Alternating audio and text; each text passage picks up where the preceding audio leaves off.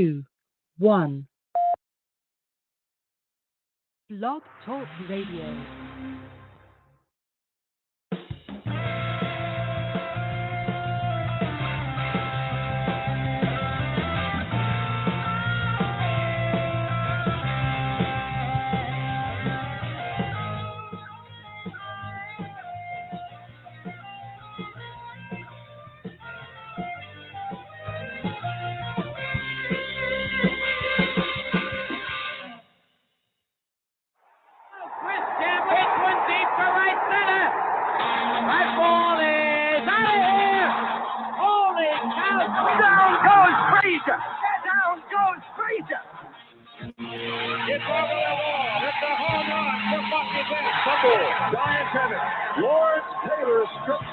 Today, I consider myself the luckiest man on the face of the earth. 5 seconds left in the game. Do you believe in miracles? Yes!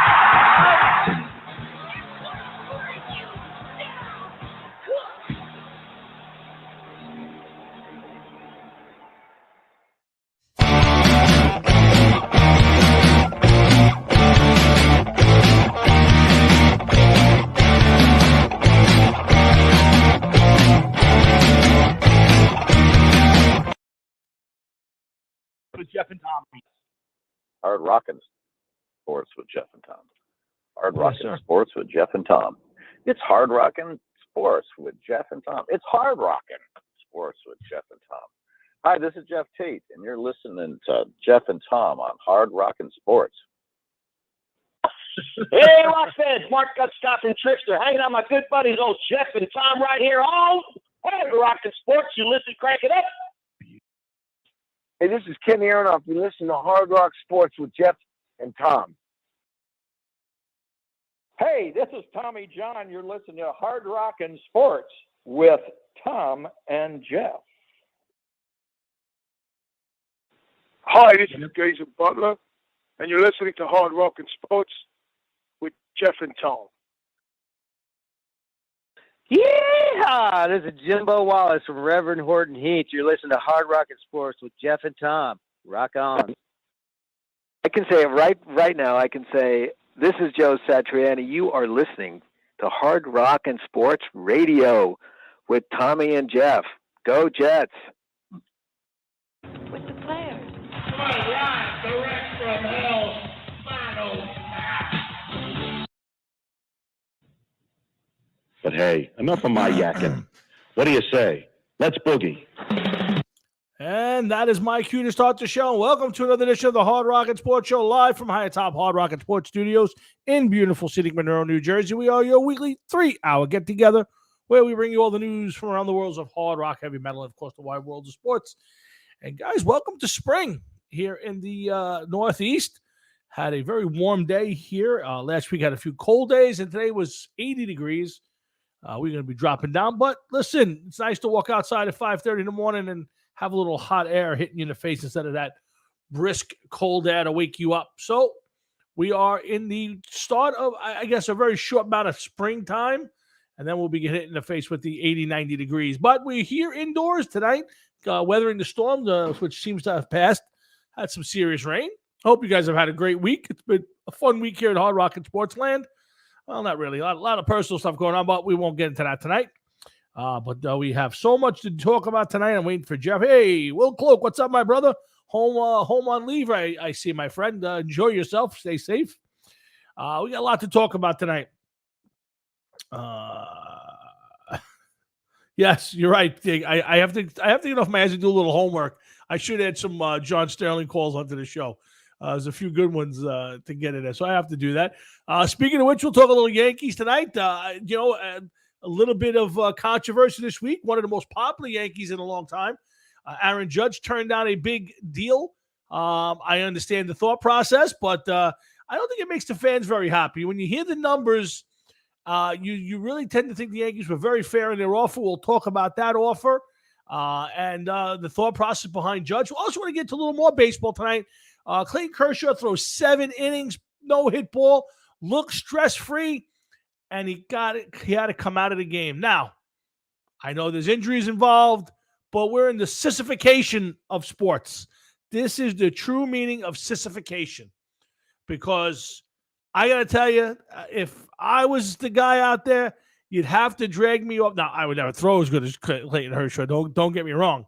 I'm just saying, my generation, the guys I played ball with, the guys I watched grow up, you would have had to get them off the mound with a tow truck to not finish that game. Now, I would say you don't want them throwing 120 pitches, but you got to go back out for the eighth inning. You have to go back out for the eighth. And the minute you give up something, a single, a walk, an error, anything, you yank the guy out. But we're going to get into that with my dad, I'm sure, with Jeff when he pops up. So lots to get to tonight. Lots to talk about. So yeah, a lot of baseball. USFL's back after 30-something, almost 40-year absence. We'll talk about the USFL, some fun rules, some differences. We got their I have their rosters. Not a lot of familiar names unless you're a major college football fan. So we'll talk about that. We got the draft show coming up, the pre-draft show for Sunday Audible. The Sunday Audible will return next Saturday, the 23rd, with our pre-draft show. And in 2 weeks, we'll be on the air with our NFL draft show. Jeff, myself, John Marhefka, joined by maybe some friends along the way. So lots to talk about, lots to get to. Also, Michael Schenker was in Rat. Don't remember that. I heard a little John Bon Jovi singing. I don't know if you guys are fans of John Bon Jovi, but I'll tell you, it might not be the prettiest thing I've ever heard. So we'll talk a little about that. Yankees and Mets off to good starts. Dwayne Haskins taken out. Tiger fizzles. Anybody watch K-Rod? You know, the Manning cast in baseball may not be the same as a Manning cast in football might not be the same as the K-Rod cast. I don't know if you guys saw that. Gilbert Godfrey passed away. I got to get a little Gilbert in tonight because one of my favorite comedians of all time. Let's see.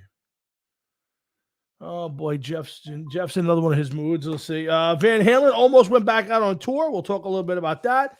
Baker Mayfield. We'll talk, let's see. Baker Mayfield. We'll talk Kyler Murray. And there's another – and Cam Newton's very bad comments. So we'll get to that. So lots to talk about, lots to get into. I don't know if I should get my dad on first, wait for Jeff. I think we'll wait for Jeff a minute. Good start off by the Mets. Let's be honest.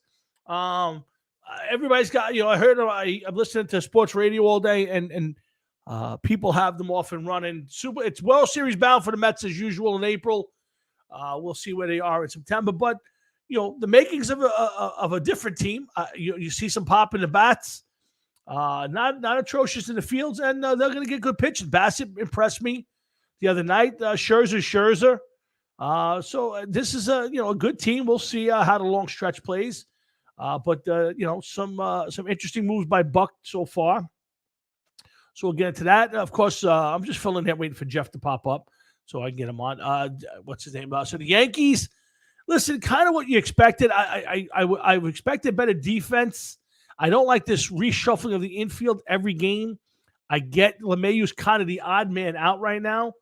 But I think you need to get steady there. I love the way Rizzo's swinging the bat and plays defense. I think Donaldson's going to be a good fit if he can stay healthy. The outfield's in pretty good shape. I mean, Gallo just can't hit. I'm sorry. I like Joey Gallo. I think he's a fun player, and I think he's a good defensive player. But, boy, hey, Louis Gumati, what's up, my man? So Gallo, again, is as advertised. He's going to have a big game or two. He's going to hit 30 home runs. I guarantee he's going to hit you 30. This team will hit. I mean, and they've shown it so far. Defense is killing them. To be honest with you, I think what's his name? Isaiah Niner Kalefa. Kalefa.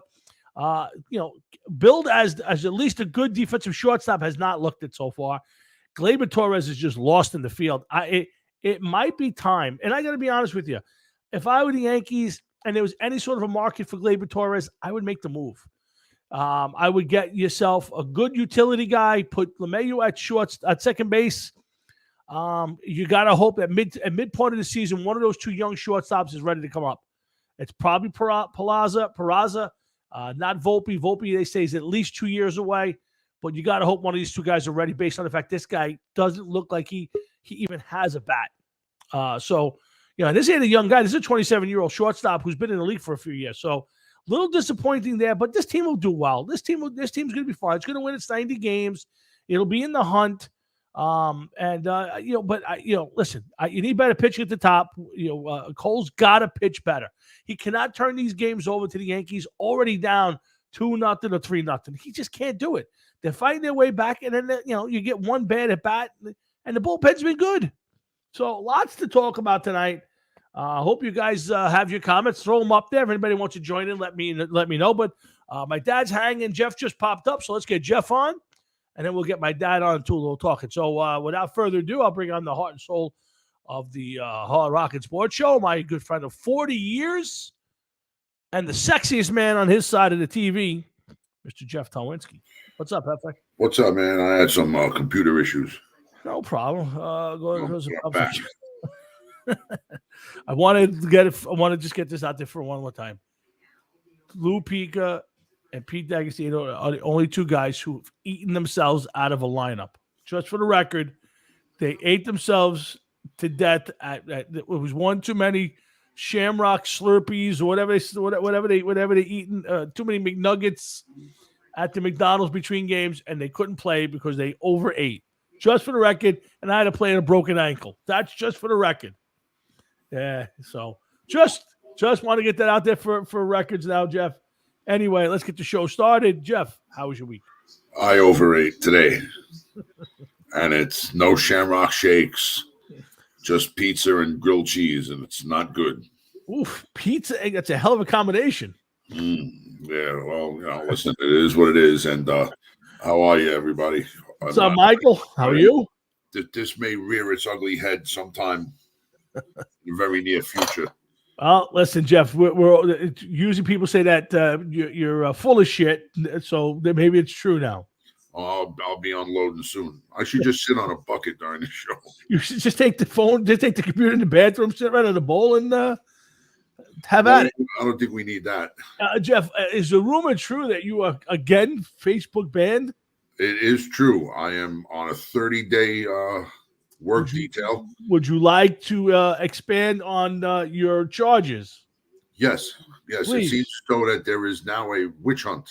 Facebook's after you? Witch hunting me. You and Donald Trump are both banned by social media. No. Donald Trump, he caused his own problems. I didn't cause my own problems. I commented on a picture, or not on a picture, on a short video of this horrid fucking woman. And I said somebody should shoot that. Oh, boy. And next thing you know, 30 days. Now, have you not learned your lesson from the last time you were out for a few days with the... What do you mean, like 10 minutes ago? I don't understand. 10 minutes ago, yes. Like, what the fuck? Oh, 2 weeks ago was 2 days. Then the beginning of this week or last week, end of last week was 7 days. And now we're up to 30 days. Pretty soon they're gonna ban you from Facebook for life, Jeff. It's not good. It very well may, but I'm going on record here as saying that if that happens, yes, I'm just going to do what everybody else does and just continue to make pseudo, pseudo accounts. Okay. And just start rotating. That's all. All right. Listen, if we need to have another concert, we could have another concert.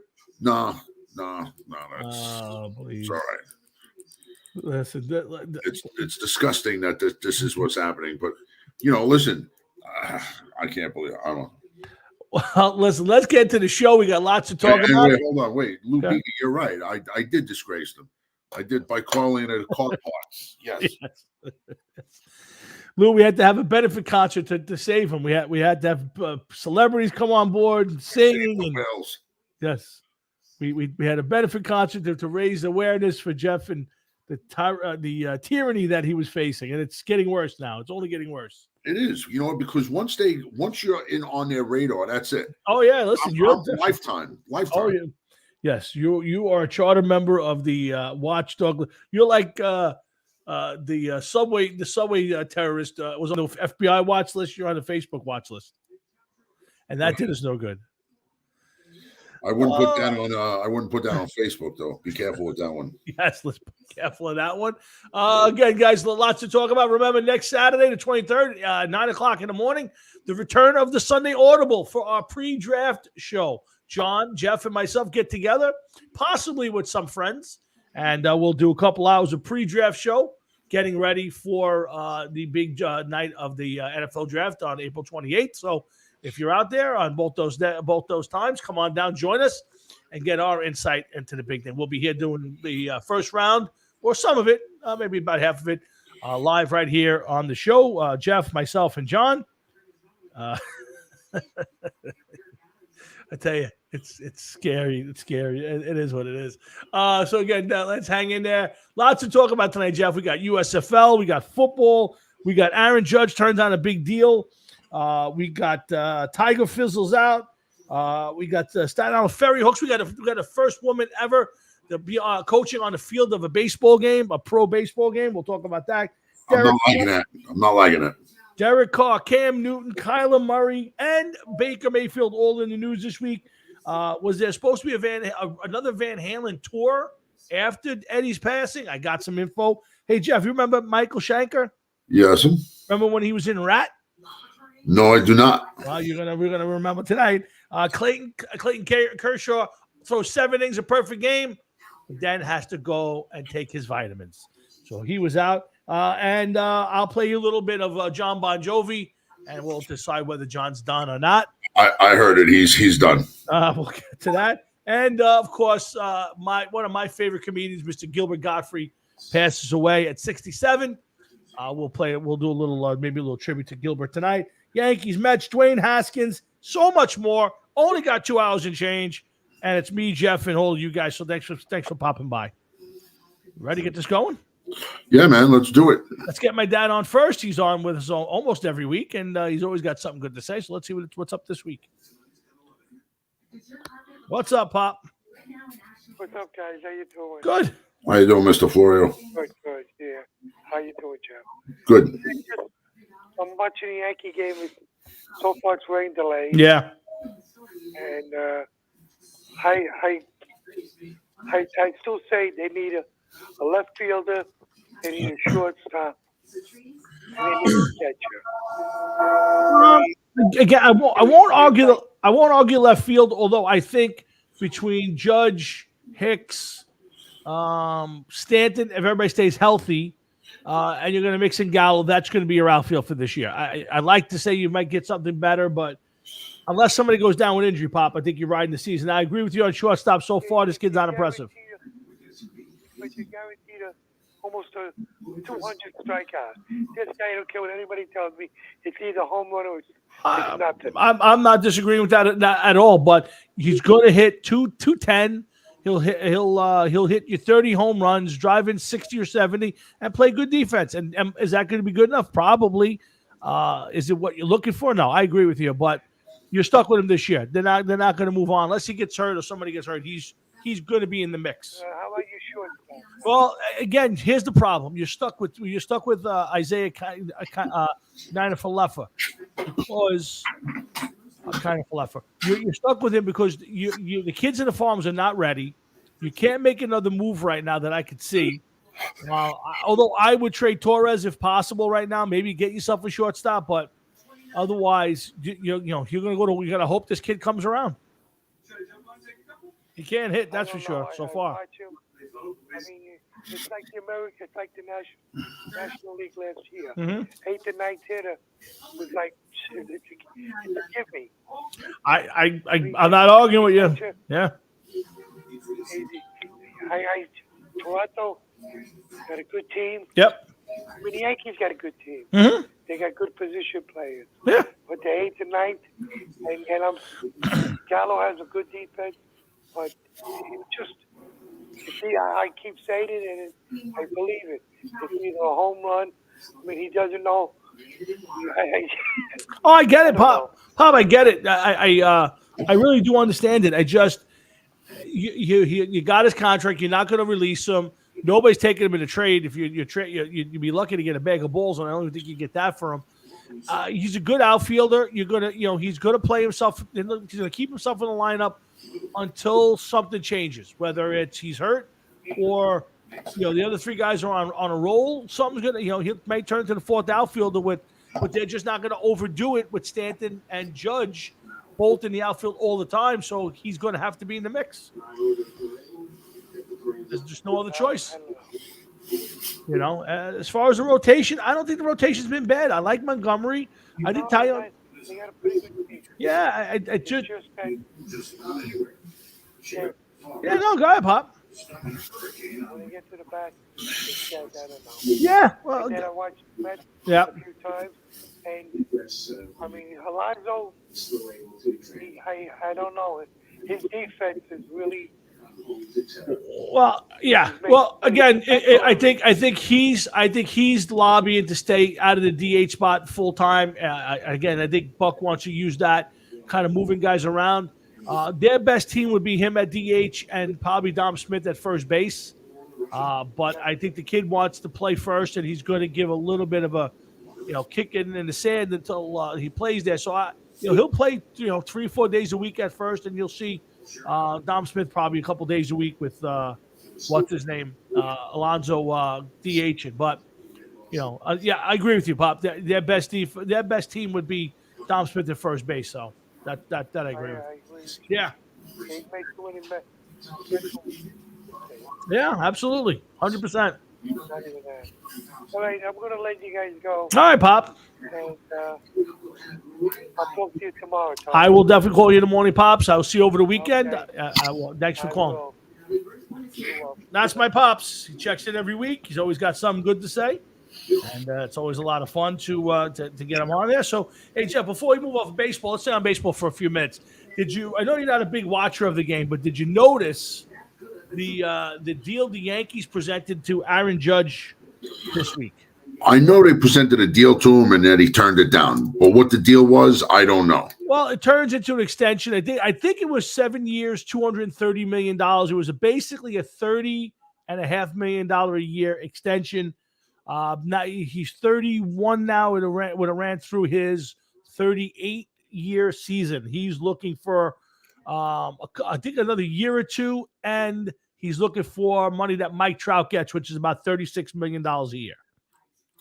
The guy doesn't stay healthy. Well, here's the thing. So basically, he said, if we can't get a deal done before the season, I'm going to play the season out and take my chances that I'm going to stay healthy, be productive, and then I'll see what I get in the offseason. Now, as a Yankee fan, I want to get pissed off about it, Jeff, because you say, hey, you got to be a little bit of a realist. You're not as good as Mike Trout.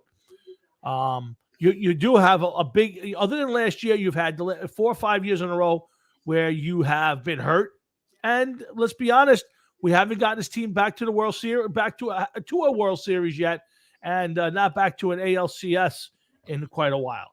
So, to me, while I love Aaron Judge, does he deserve to be in that rarefied air, Jeff? I asked a friend of mine a long time ago when Judge was on a tear his first year up. I says, is this guy the real deal or is he, is he not? And my friend was like, oh, he's definitely the real deal. You don't know what you're talking about. He's going to be great. He's going to be this. He's going to be that. I don't get that. And I'm not a baseball guy. I don't watch baseball, but I don't get that from him. He's not all that good, is he? Jeff, I think he's a really good player. I don't know if I put him in the great category. I think he's a really good player who plays on a very high-profile team. So I think it helps him. What does he have? He came out with a bang, 50-something homers in his rookie year. His rookie year, but what has he had since? Well, again, he's probably hitting his 30s a few times. I could pull up his stats, but, he's a really good player. Would I put him as a great? That's a tough one for me. He's easily the face of the Yankees. He's probably their best player, but I don't have him as he's not a future Hall of Famer right now. Let's put it that way. No, and we lost Jeff. So here we go, Hard Rocket Sports. You're watching Jeff and Tom when Jeff comes back, right here in the Hard Rocket Sports Show. So stick around until Jeff gets back. Plenty to get to, plenty to talk about right here. I wonder what you guys are thinking. If you guys are out there, let me know what you think of Aaron Judge turning down the contract for 7 years additional. So please let me know. In the meantime, remember, we got the Sunday Audible show with John and Jeff and myself in a week from Saturday. And then, of course, we got the big draft show coming up, which we'll start breaking down. It's hot in here today. It's a little fan on, I think. Hold on a second. Okay, get the fan going now. We'll see if that interferes with the show at all. In the meantime, I hope you guys have a great weekend coming up. We got the big Easter weekend. Make sure you guys stay safe and take care of the Easter Bunny. Want to wait for Jeff to reboot the computer and get on back to us. Oh. I think I hit the wrong banner, folks. Let's see. There you go. So again, as we wait for Jeff to get back on, so the Aaron Judge thing, listen, it's capitalism. Jeff just popped back up. Let's get him back on. Little computer issue there, my friend. I guess. I don't know what happened, man. All right. No problems. So, but Jeff, here's the thing. So I understand a player like Judge trying to get every nickel he can. He's taking a gamble. If you have a bad season, if he gets hurt, anything happens, and then that $230 million may turn into $20 million next year. Yeah, I'm just looking at his numbers now, and I mean, he had 52 home runs his first year, 27. All right, 9 we know is probably the strikes COVID year, and then 39. He's only cracked 100 RBIs once. He's only hit 127 walks one year. He only got walked 100 times one year. He's always strikeouts. He's not so bad, but you know what? I'll tell you the truth. You know what he reminds me? He reminds me of one of these guys that might have been playing with something maybe he shouldn't have. Had a good year, hasn't been able to recapture it. I mean, he has a career very reminiscent of A-Rod, no? Well, I mean, he's hurt and stuff. Yeah, I mean, listen, he stayed healthy last year, so if he stays healthy this year and has another good year, he'll get money. There's no doubt about it. I mean, you want to say, hey, how about a little bit of how about some production? Well, production's one. You want to give, how about a little loyalty to the team?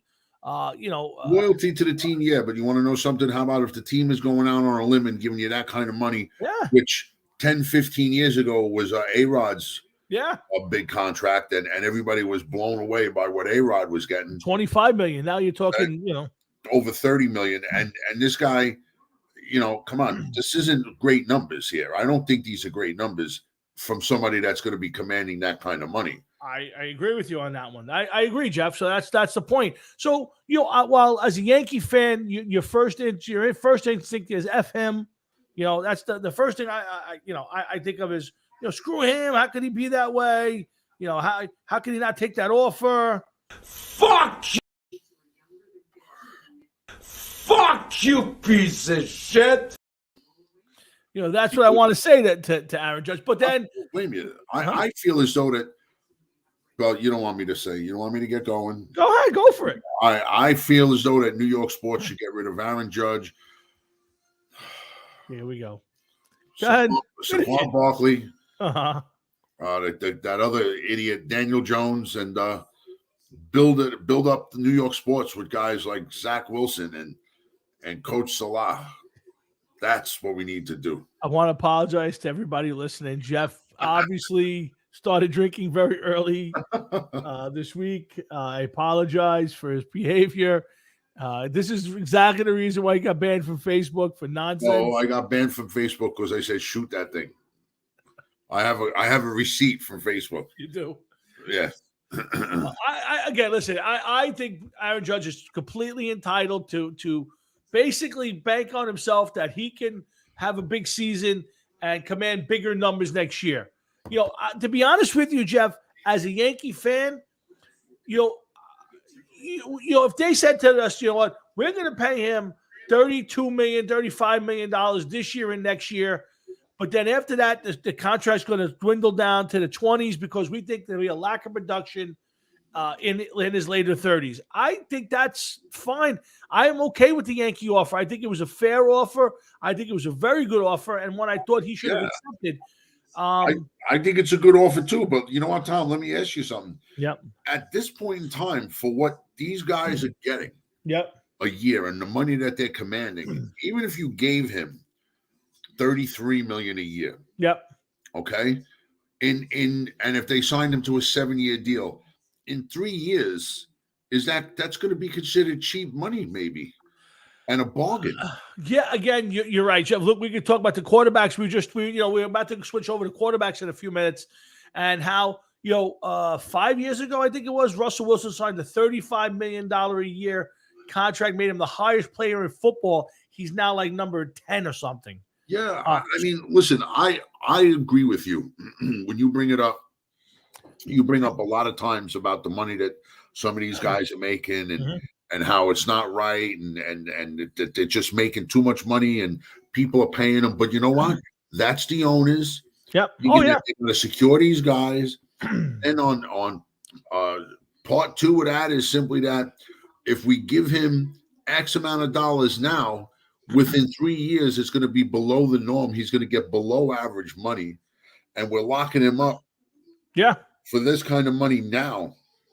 So we're overpaying maybe the first 2 years, but by year 3, if he's serviceable, we're going to be getting a bargain. If he and not for nothing, the guy can't play a full year. He's not hitting that many home runs that if you give him that kind of money, what happens in 2 or 3 years? That he declines quicker than you anticipate.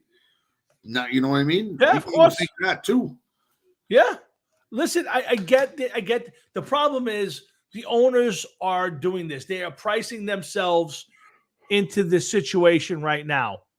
They are paying these guys this exorbitant amount of monies. And you're right. They're trying to do it where, okay, today, $30 million is a lot of money, but 4 years from now, $30 million will be the norm, will be on the cheap side. Yeah. It don't make it any better. You know what I'm saying? It still comes down to he's allowed to try to get as much money as he can. As a fan, you go, when's enough?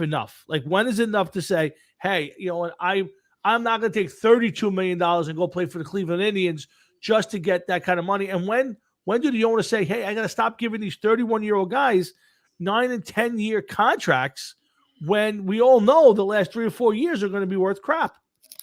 Last 3 or 4 years, Tom, I don't even think that they got to go that way.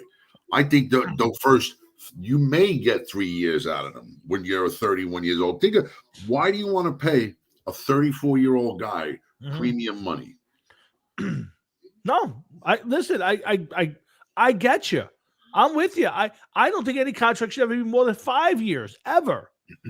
I don't think you should be allowed to sign a guy for more than 5 years because I think it's a dumb business decision. Well, unless Major League Baseball bans the length of contracts, and who are they to say they'll never do it. Can or cannot work? And there are some players that want to get the long deals because they want to stay with the same team for God knows how long. There's not many of them that want to actually stay with the same team and try to grow with the team and help the team win, because that's not the way to make money. I'm going to go to the Diamondbacks, who haven't been averaging 110 losses for the last 5 years, because they're going to give me $35 million for 5 years when I'm 35 years old, and I'm going to take that. And most of it is guaranteed. It's pretty sick. Yeah, it is. And again, listen, as long as the owners are willing to give out the contracts and the fans are willing to pay the exorbitant prices to go to games and everything that goes with it, and the TV companies are willing to give out these crazy amounts of money for contracts, nothing's going to change. It's going to keep going up, and until someday it pops, and who knows if that'll ever happen in our lifetime. Maybe this is why. Me and my wife, I don't know what you pay for cable. I'm paying almost $200 a month. Well, I pay a little less than that. I pay about $1.60, but that's because my facility pays basic cable for us. So the first $100 is paid by my facility where I live. So yours would be $260? It would be $260, but I went overboard because I went for extra Wi-Fi for the show. I have the whole sports package because I watch as many games as I can. So I could easily trim it down $50-$60 if I really wanted to, by shortening up on a couple things. But so far I stick with it because for $155 a month right now as we speak. Yep. The only thing that's remotely being used in my house is Wi-Fi. Nobody even has a cable box on. Oh, really? Yeah, because my wife is watching her Fire Stick and the shows on the Fire Stick, and you need the computer, the Wi-Fi for that. I got the computer going. I got the Wi-Fi for that, and that's almost every night. You know, it's through the roof. And Yeah. you know, listen, I mean, I know that seems like we're getting off subject, but it's not. No, it's all The part of that. exorbitant cable prices is what helps pay a lot of these baseball salaries. Oh, of course, 100%, right? Absolutely. Yeah, because the money goes for the to the teams, To the rights for the rights to put the broadcast the games, 100%. Yeah, listen, you're Jeff. It all goes back to if you and I stop doing it, paying for the rights to watch the games, then the teams would get less money. They'd be able to. They wouldn't have. They'd have to not pay the guys as much money. You know, it's a whole trickle down effect. But right now, they're getting record attendance. Football, you know, is back to where it was pre-pandemic and pre-social justice. Football never wavered. It only wavered during the pandemic because it had to waver. Well, it wavered during the pandemic because of the social justice bullshit that a lot of people didn't want to deal with. I think it more wavered because you weren't able to put the people in the stands. Now, once you were able to put the people in the stands, where are they? They're back in the stands. No, I agree with that. But there was nobody in the stands. So think about this: 80,000 people at 16 games a week that now are watching on TV, and yet the ratings went down significantly during those times. Now it came back this year because they got rid of most of the social justice messaging. They figured out we better stop telling people they're racist just because of their skin color. So that went away, and people started watching football again. And of course, you know, people wanted to get out and go stand in stadiums and watch football games again, and not deal with the bullshit. And we're getting back to semi-normal. It's still, I don't think it'll ever get back to completely normal again. It will be. It will be back to completely normal one day. You know why? Because people forget quick. Yeah, no, you're right. Forget quick. Matter of fact, the guy I work with today found out his sister had COVID. Oh, really? Yeah. You know what he tells my boss when he calls up? He got my boss on the phone.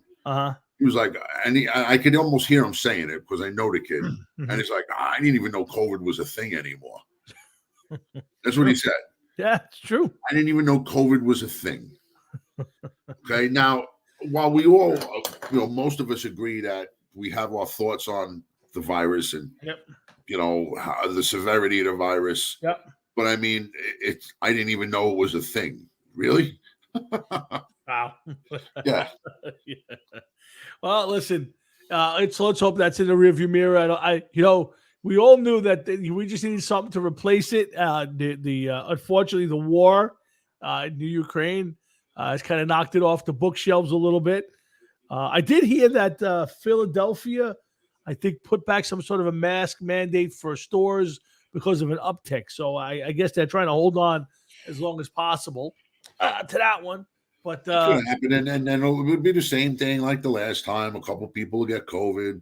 It'll go a couple weeks, and then it'll slow down again, and then okay, it's safe. You know. Yeah.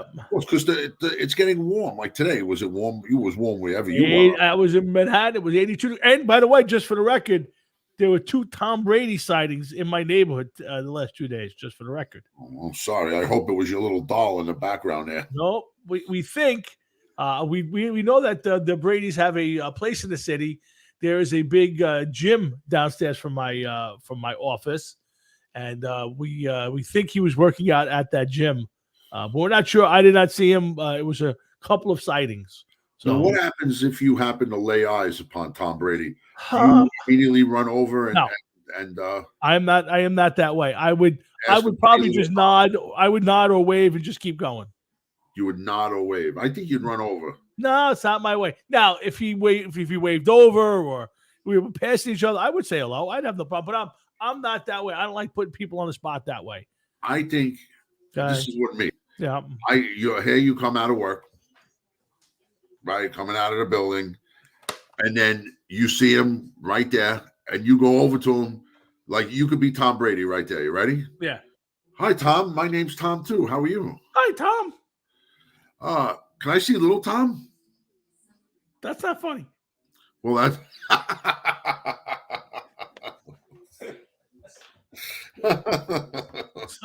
the good weather's here. Tom Brady's running around the streets of Manhattan, I believe.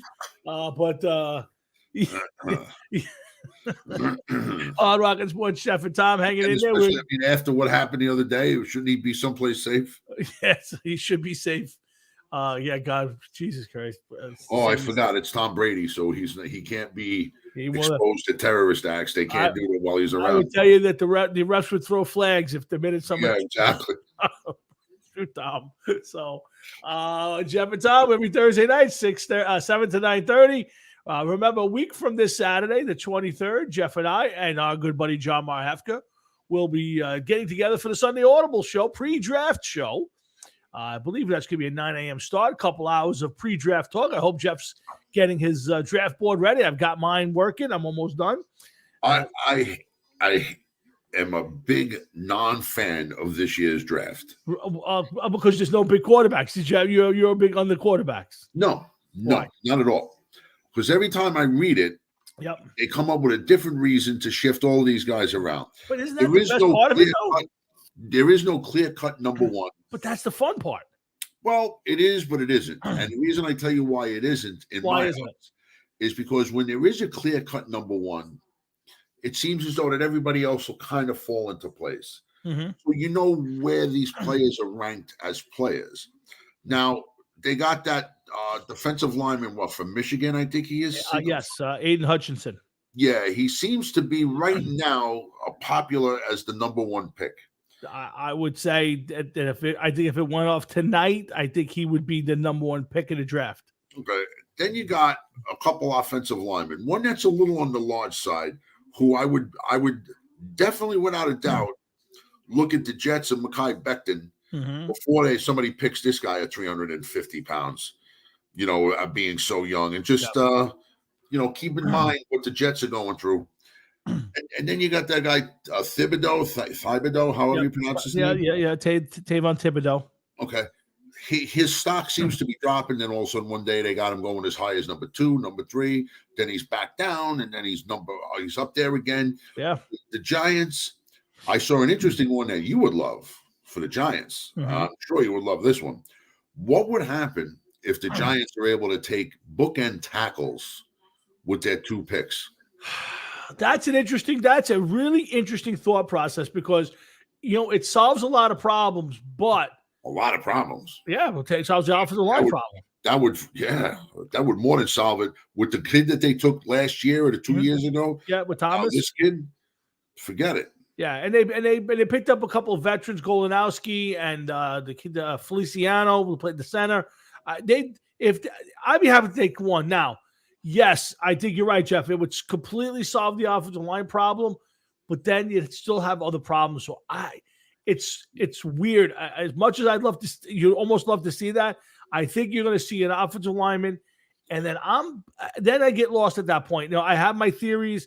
I'd love to see Ahmad Gardner playing corner. That would be a huge pick.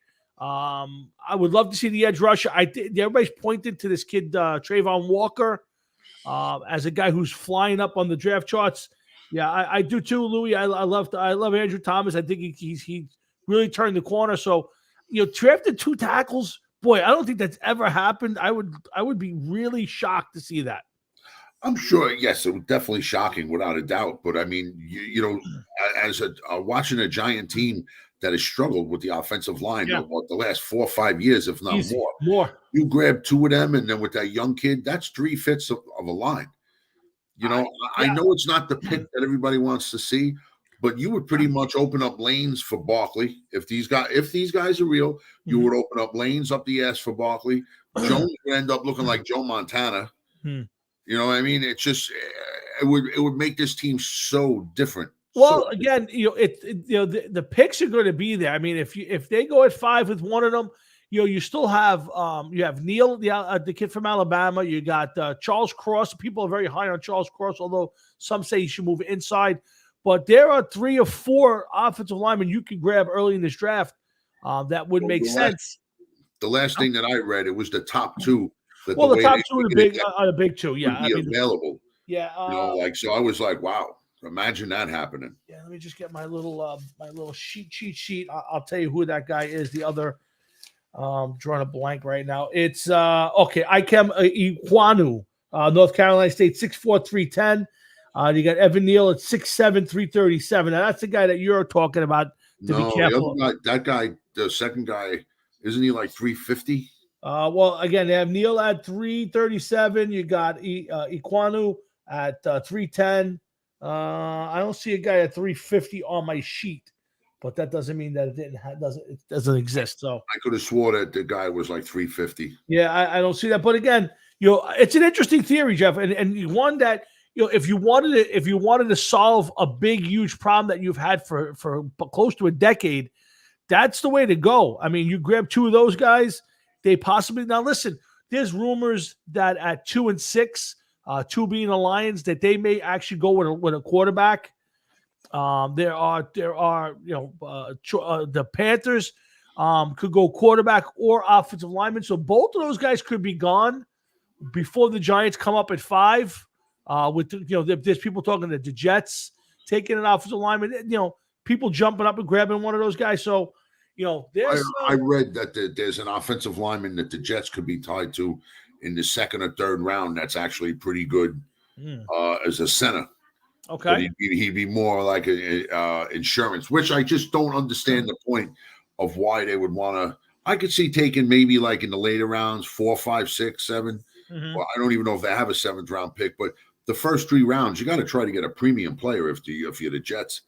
I don't understand that picking a developmental player that far down the line.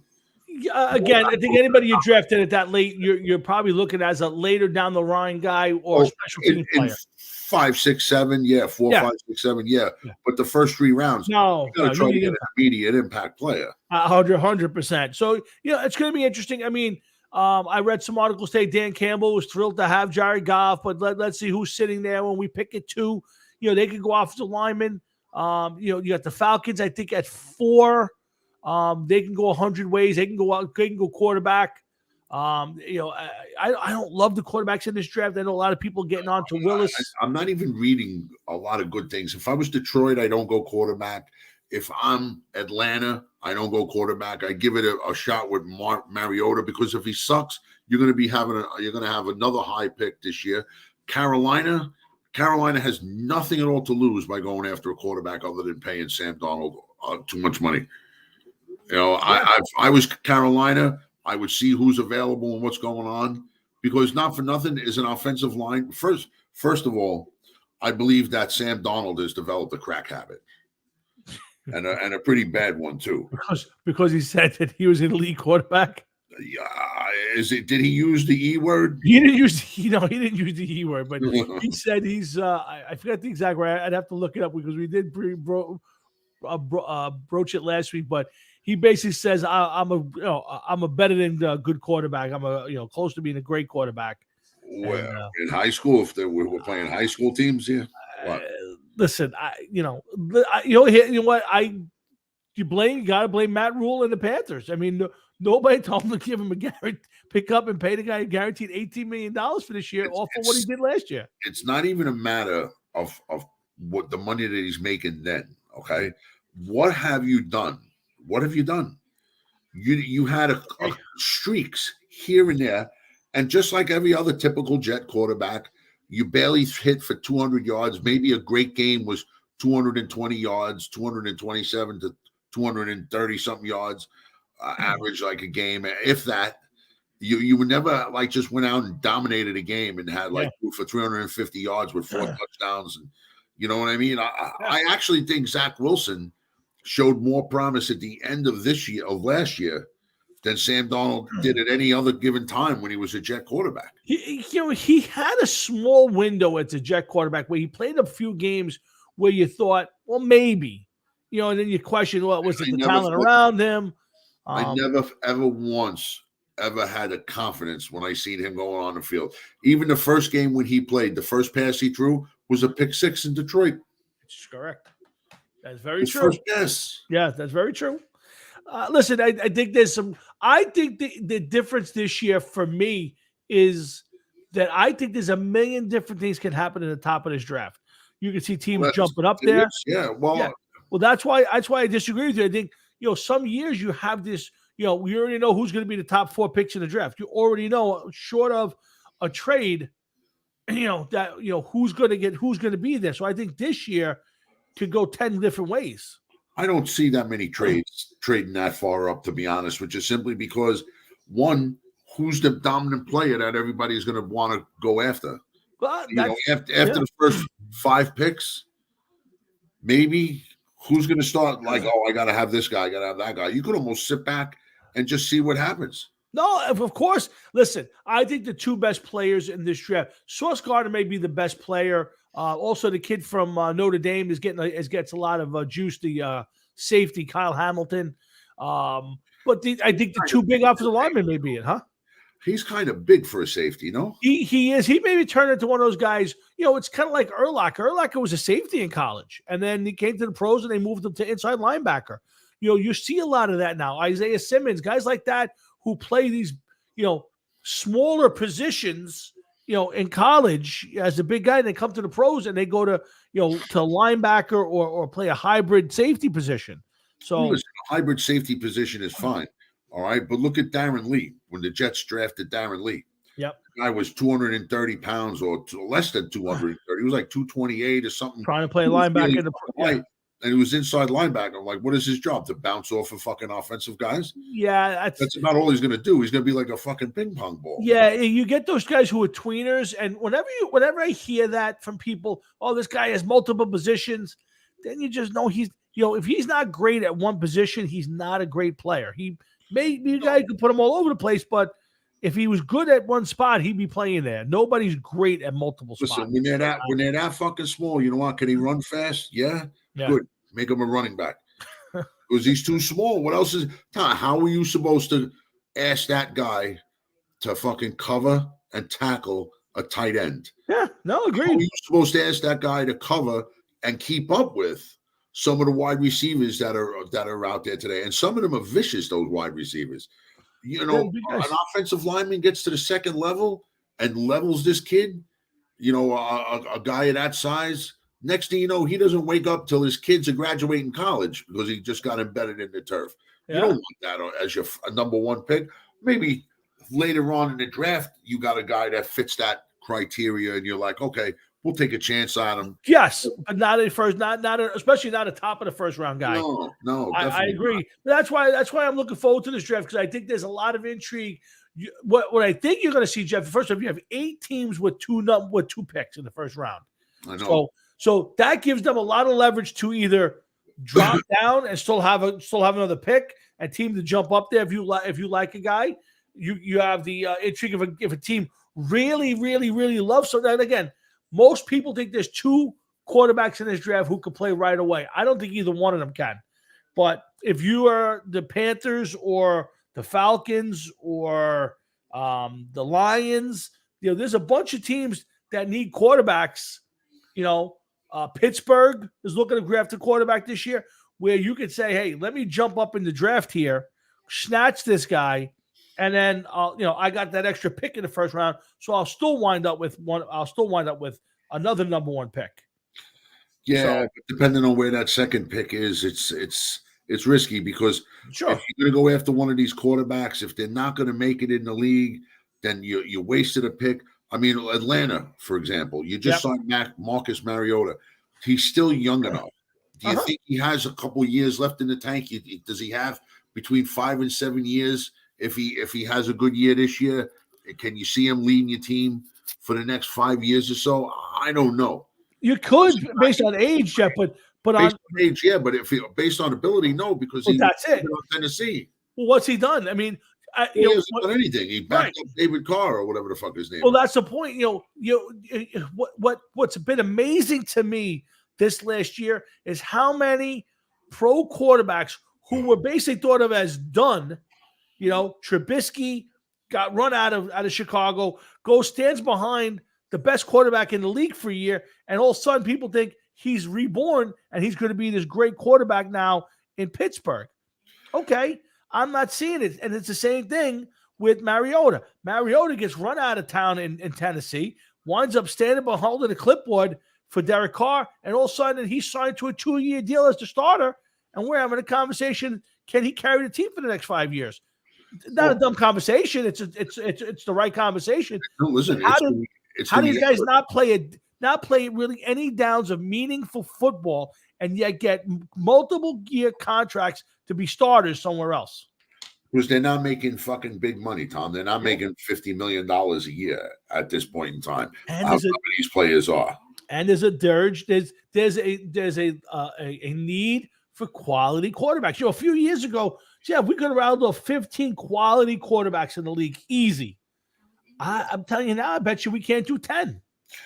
Well, you would. I think you'd be able to do 10 without a doubt. But it's the price and the pressure.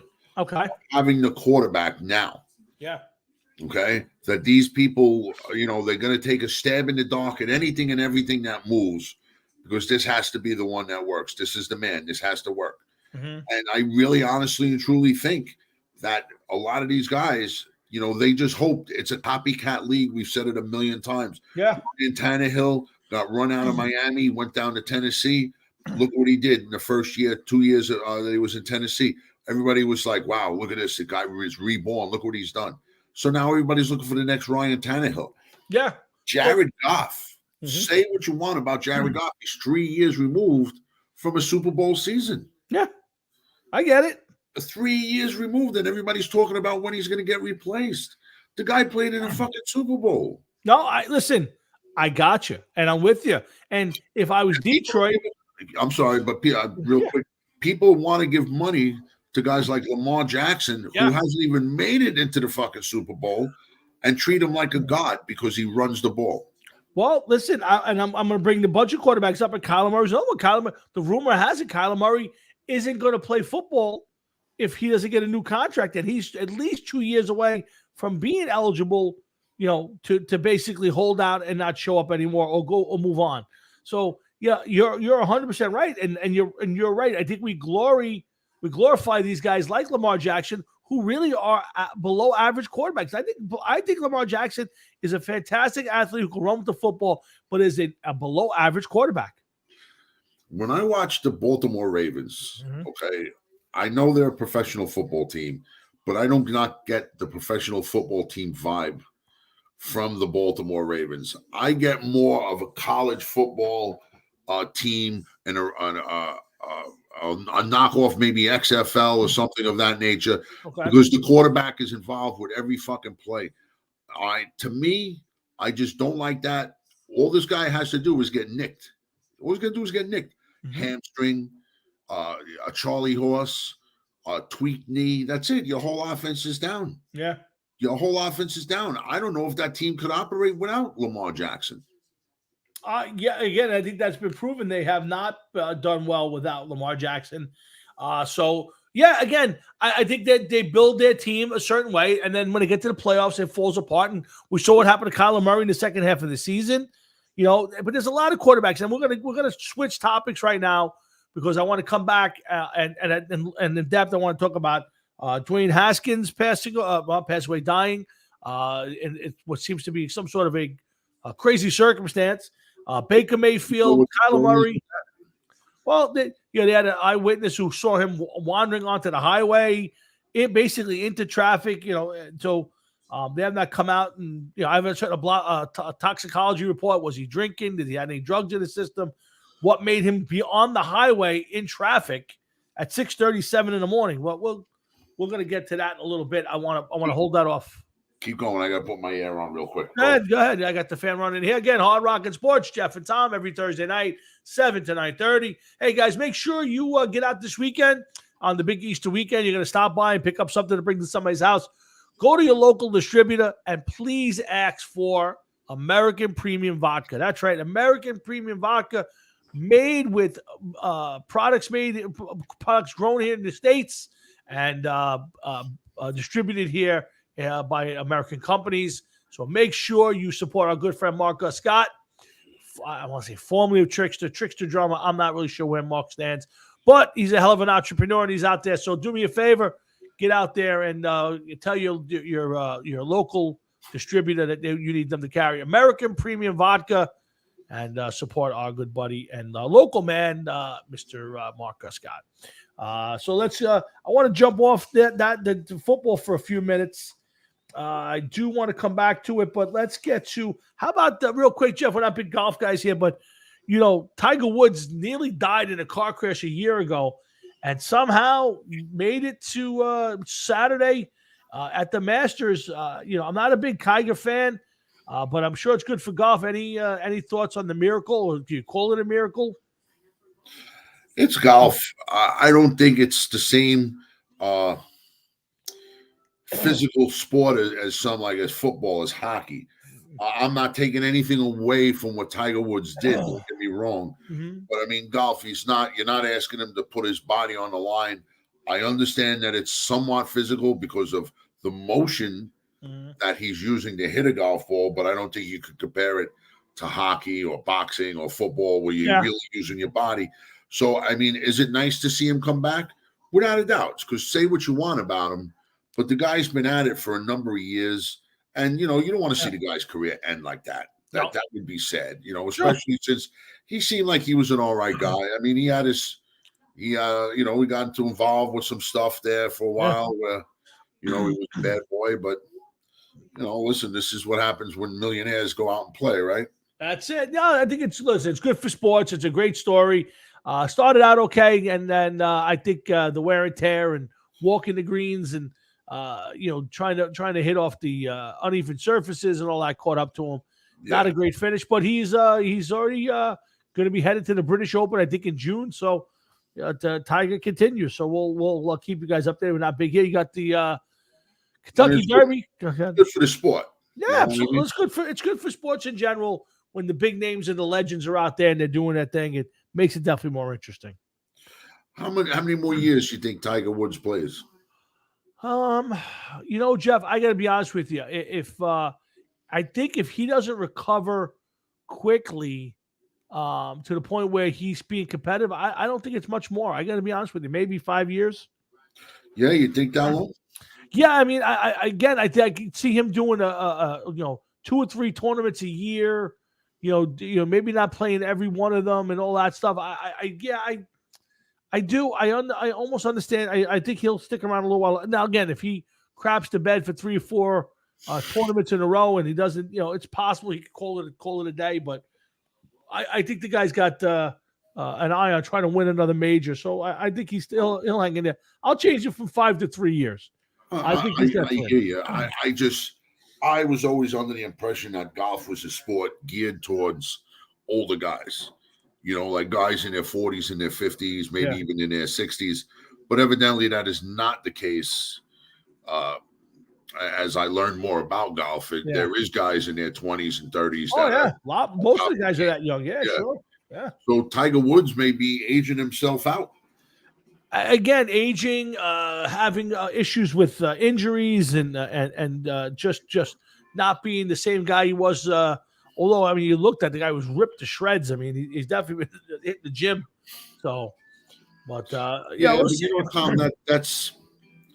listen, we're older now. We know what it feels like. It's putting a Band-Aid on a cow. Yeah, no, I get it. Listen, I get it. I'm with you on that one, man. So I get it. It was a good story. For the Masters, definitely got a lot more. They had the whole camera trained on him, which again, to me, I didn't watch much of it, but when I did, they were showing him so much, and he was playing poorly. And you're going, guys, let me watch the guy who's winning the Masters. Although it was a very boring Masters, wasn't much intrigue to it. I didn't watch too much of it, so just wanted to get that in there a little bit tonight. We'll get to the USFL later. Let's see. I want to get Clayton Kershaw back. Let's do the Bon Jovi thing real quick. I know you already gave me your opinion on it, Jeff, but I'm going to play a little something from Bon Jovi, and we'll talk about it. It was bad.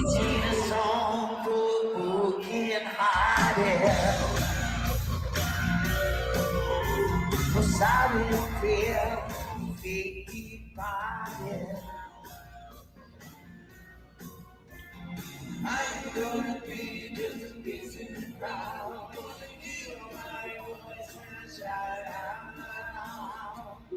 It's my life.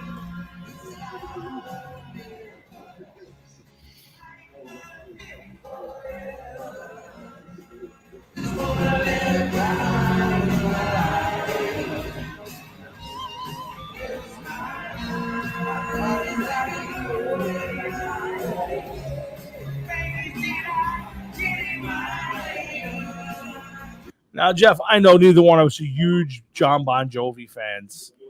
We're certainly not huge fans of his band and his music. I happen to like a few songs and all that crap. And I don't know if I ever thought John was the greatest singer I had ever heard, but that's terrible. Yes, but you want to know something? I'm going to give the man credit, and I'm going to tell you why I'm giving him credit. Oh, you're giving John Bon Jovi credit? I'm going to write this down. In today's day and age, yep, where everybody is piping in pre-recorded vocals and everything else, he's actually going out there and evidently singing on his own. If that's what you're piping in to cover for a bad singer, I have to say, evidently he's not piping in anything. No, I agree. I'm just saying if that was piped in music, he's got the wrong channel on. Yeah, I hear that, and I mean, I don't get what he's trying to do there. It's, your time is definitely come and gone. You're not on the same upper echelon that you once were. I don't think it really matters. People aren't going to get mad if you have a couple backing tracks to help you out at this point in time. Well, let me ask you a question. I read a lot of stuff today. People said he should stop, quit, call it a day, but the place is packed. I mean, do you keep trotting out there if people coming to see you, or do you say, okay, I suck, I got to stop this, I got to stop the train? I mean, at what point do you blame him for going out there and not being on top of his game? Or what point do you blame the people who are paying $150, $200 a seat to go see him? Well, the people don't know what he sounds like until they get there and they start recording these songs. So you don't know exactly what you're up against until you go home and you listen to the tape and you're like, I don't remember it sounding this bad. Right. Because there's tens of thousands of people at a concert singing along, helping the singer out a little bit.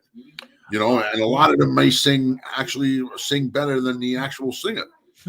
Evidently, at this point in time.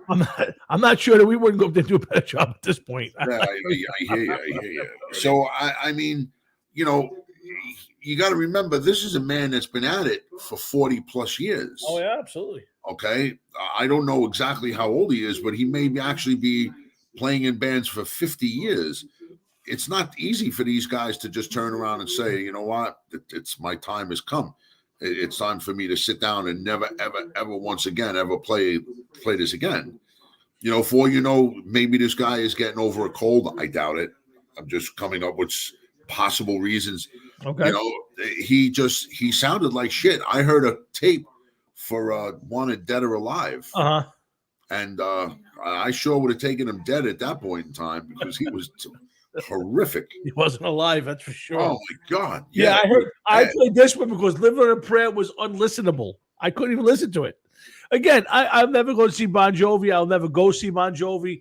I've never thought they were that he was the greatest singer I ever saw. They seem to write good music. People loved them, especially here in the Northeast. But he's been selling our concerts for years all over the world. So who am I to question it? But at some, what I really heard, it was a few years back, he was at a wedding, and the wedding band, I don't know if you ever saw it, started playing Living on a Prayer. And he got up to sing with the band, and you're almost going, get the other girl on, please, John. Oh, really? It was that bad, huh? Oh, my God. It was horrendous. I'm going, this can't be true. Like he had to go up there and fake this. It was so bad. But, again, I listen to this, and I go, well, this is horrendous, but the place is packed. So who am I to say that he shouldn't keep doing it if people want to go out and see it? Oh, listen, if you're going to do it, you need to deliver. I agree with that. If you're charging $200 a shot, yeah, I agree. Yeah, you can't fake the guitar because that would just sound too bad. So you have to be able to play the instruments. Singing is, second to none. Yeah. And he has to be able to sing these songs. And I mean, listen, nobody's ever going to confuse him with Freddie Mercury or anything of that nature, or even Rob Halford, but you got to be able to sing, and he can't. He just can't. No, he can't now. It's I mean, listen, we all could say, well, maybe he's had a bad night, but it doesn't seem that way. It seems like the night has passed him. But let me see something here. Okay.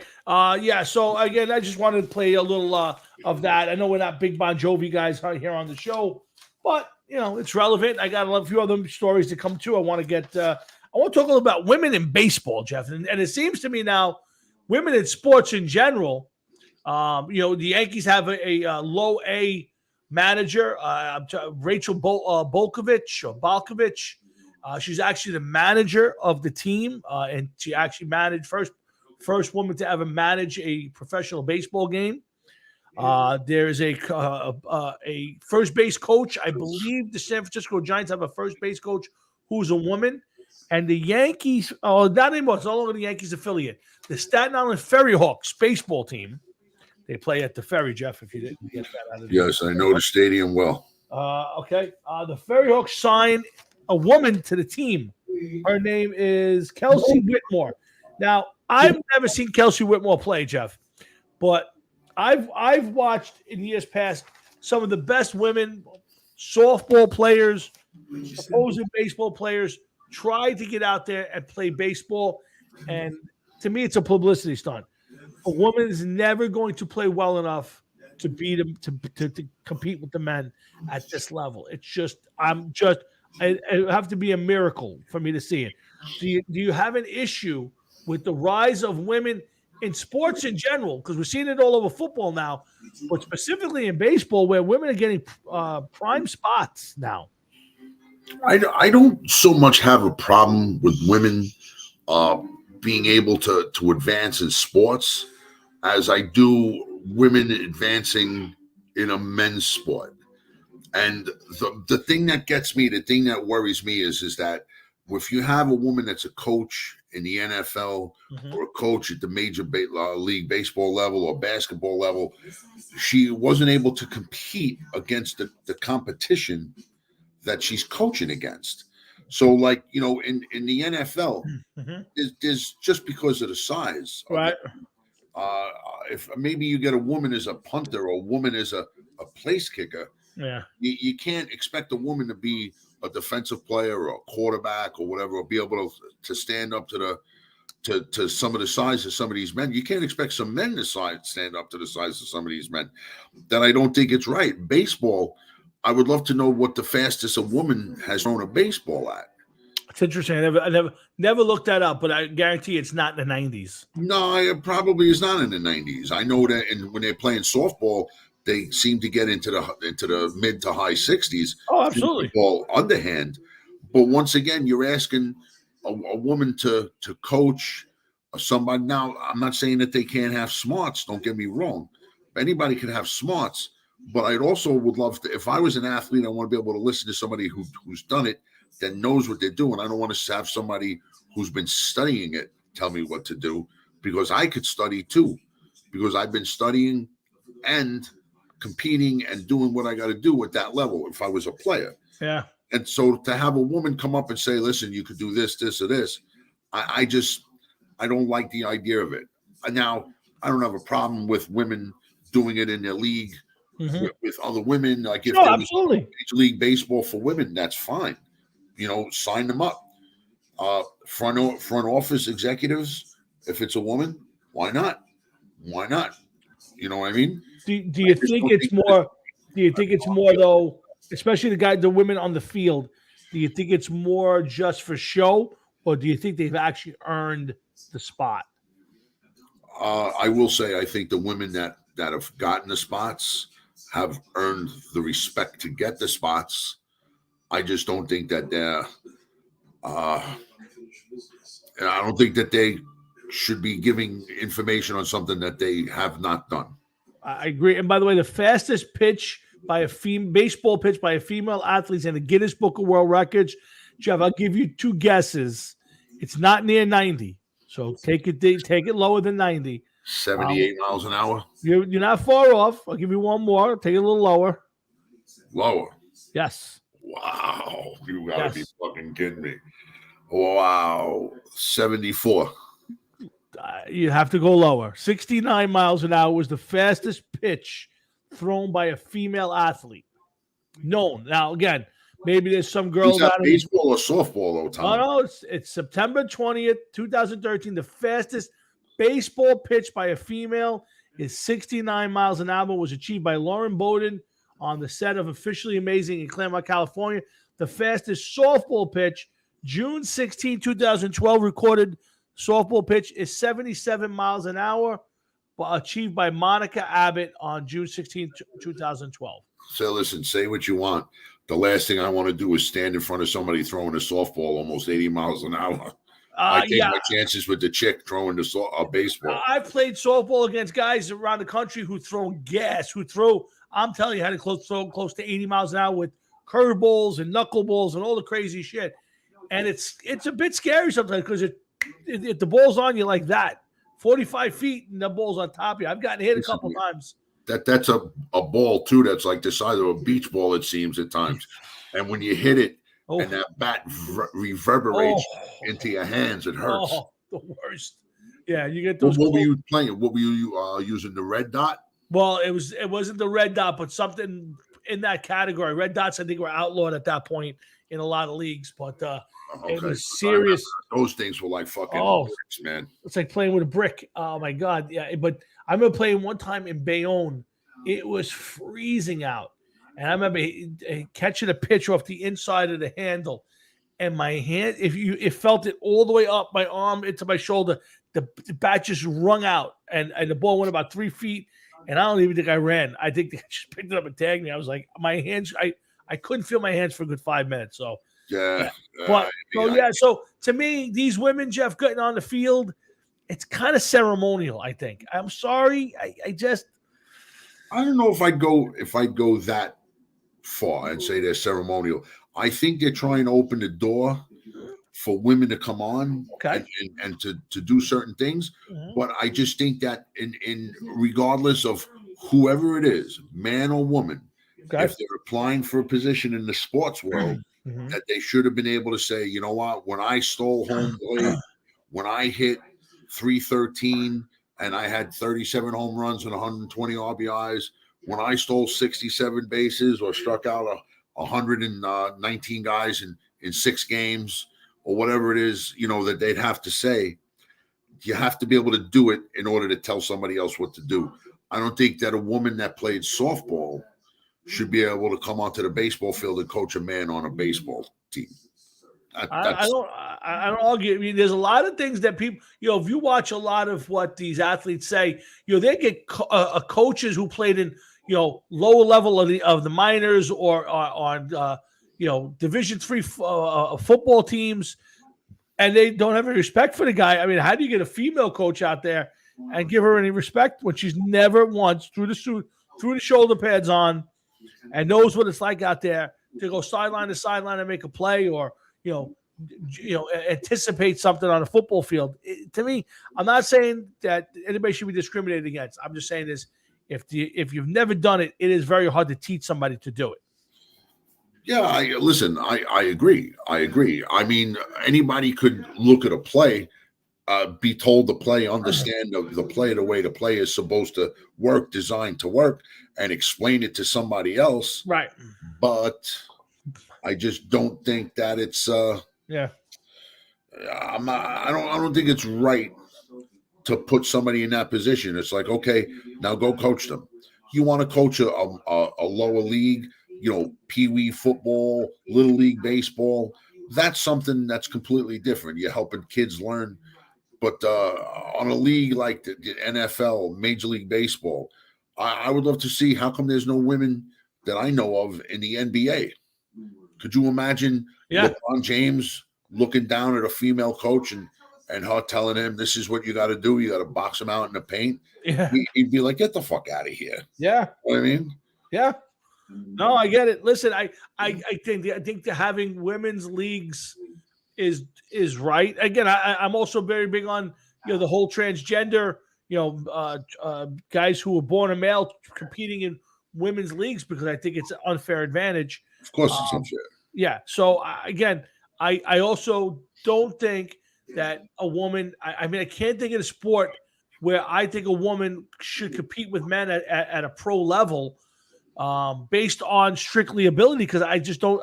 I've seen the greatest hockey players in the world, women hockey players, and they're good for women hockey players. Same thing for softball players. I watch softball players; they're fantastic ball players for 45 feet, and a different game. It's just a complete thing. So I'm not worried. I'm just going to say I believe that a lot of what these women are getting in Major League Baseball and on some level, some of the other leagues, I think a lot of them are ceremonial. They're just getting the spot because they're a woman, and the league is trying to keep their people's eyes off of them. That's all I think that is. Unfortunately, on some levels, yeah, I have to agree with that. But the sad part is that for the one or two, women that might be able to compete on a men's level in some sport, right? Maybe there is a woman that can compete with baseball, maybe compete on the field as an outfielder, or compete on the field as a second baseman or something of that nature, and have it be a contact hitter. Definitely not a power hitter. Yeah. Maybe be able to, there are some women that are fast. Maybe they'd be able to run the bases. But as far as power numbers, I could never see a woman putting up huge power numbers. No, I agree. I would agree with that wholeheartedly. It's completely different. Hefe, so we're talking about the NFL draft. You and I, we were getting ready for the Sunday Audible show in a week. We got the draft in 2 weeks. Jeff, do you know that there's football tomorrow night? Not tomorrow night. Sorry, today's Thursday. Saturday night, there's a football game to be played. Oh, really? Who's playing?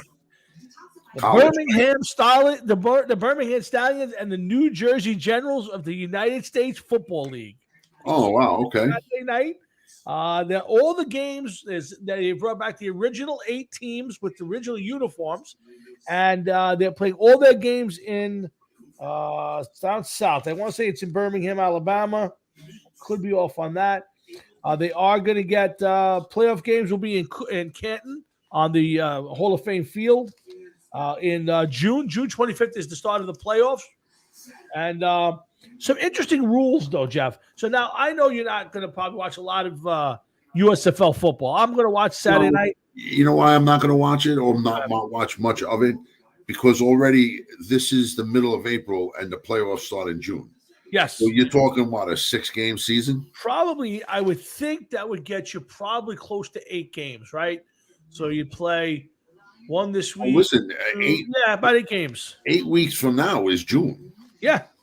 So unless you're going to have 4 teams make the playoffs, the playoffs start in June. So I would guess it would probably be the top 4. I would think it's the top 4 or 6 teams make the play. I would say the top 6 teams. So you can do it either way. So I didn't get that down and dirty, but they had some interesting rules, Jeff, that are going to be a little different. Now, I don't know if either one of us are big fans of football outside the NFL. You're going to have a lot of new names. But the old USFL had established itself as a pretty good league, and a lot of great players that went on to the NFL played in the USFL.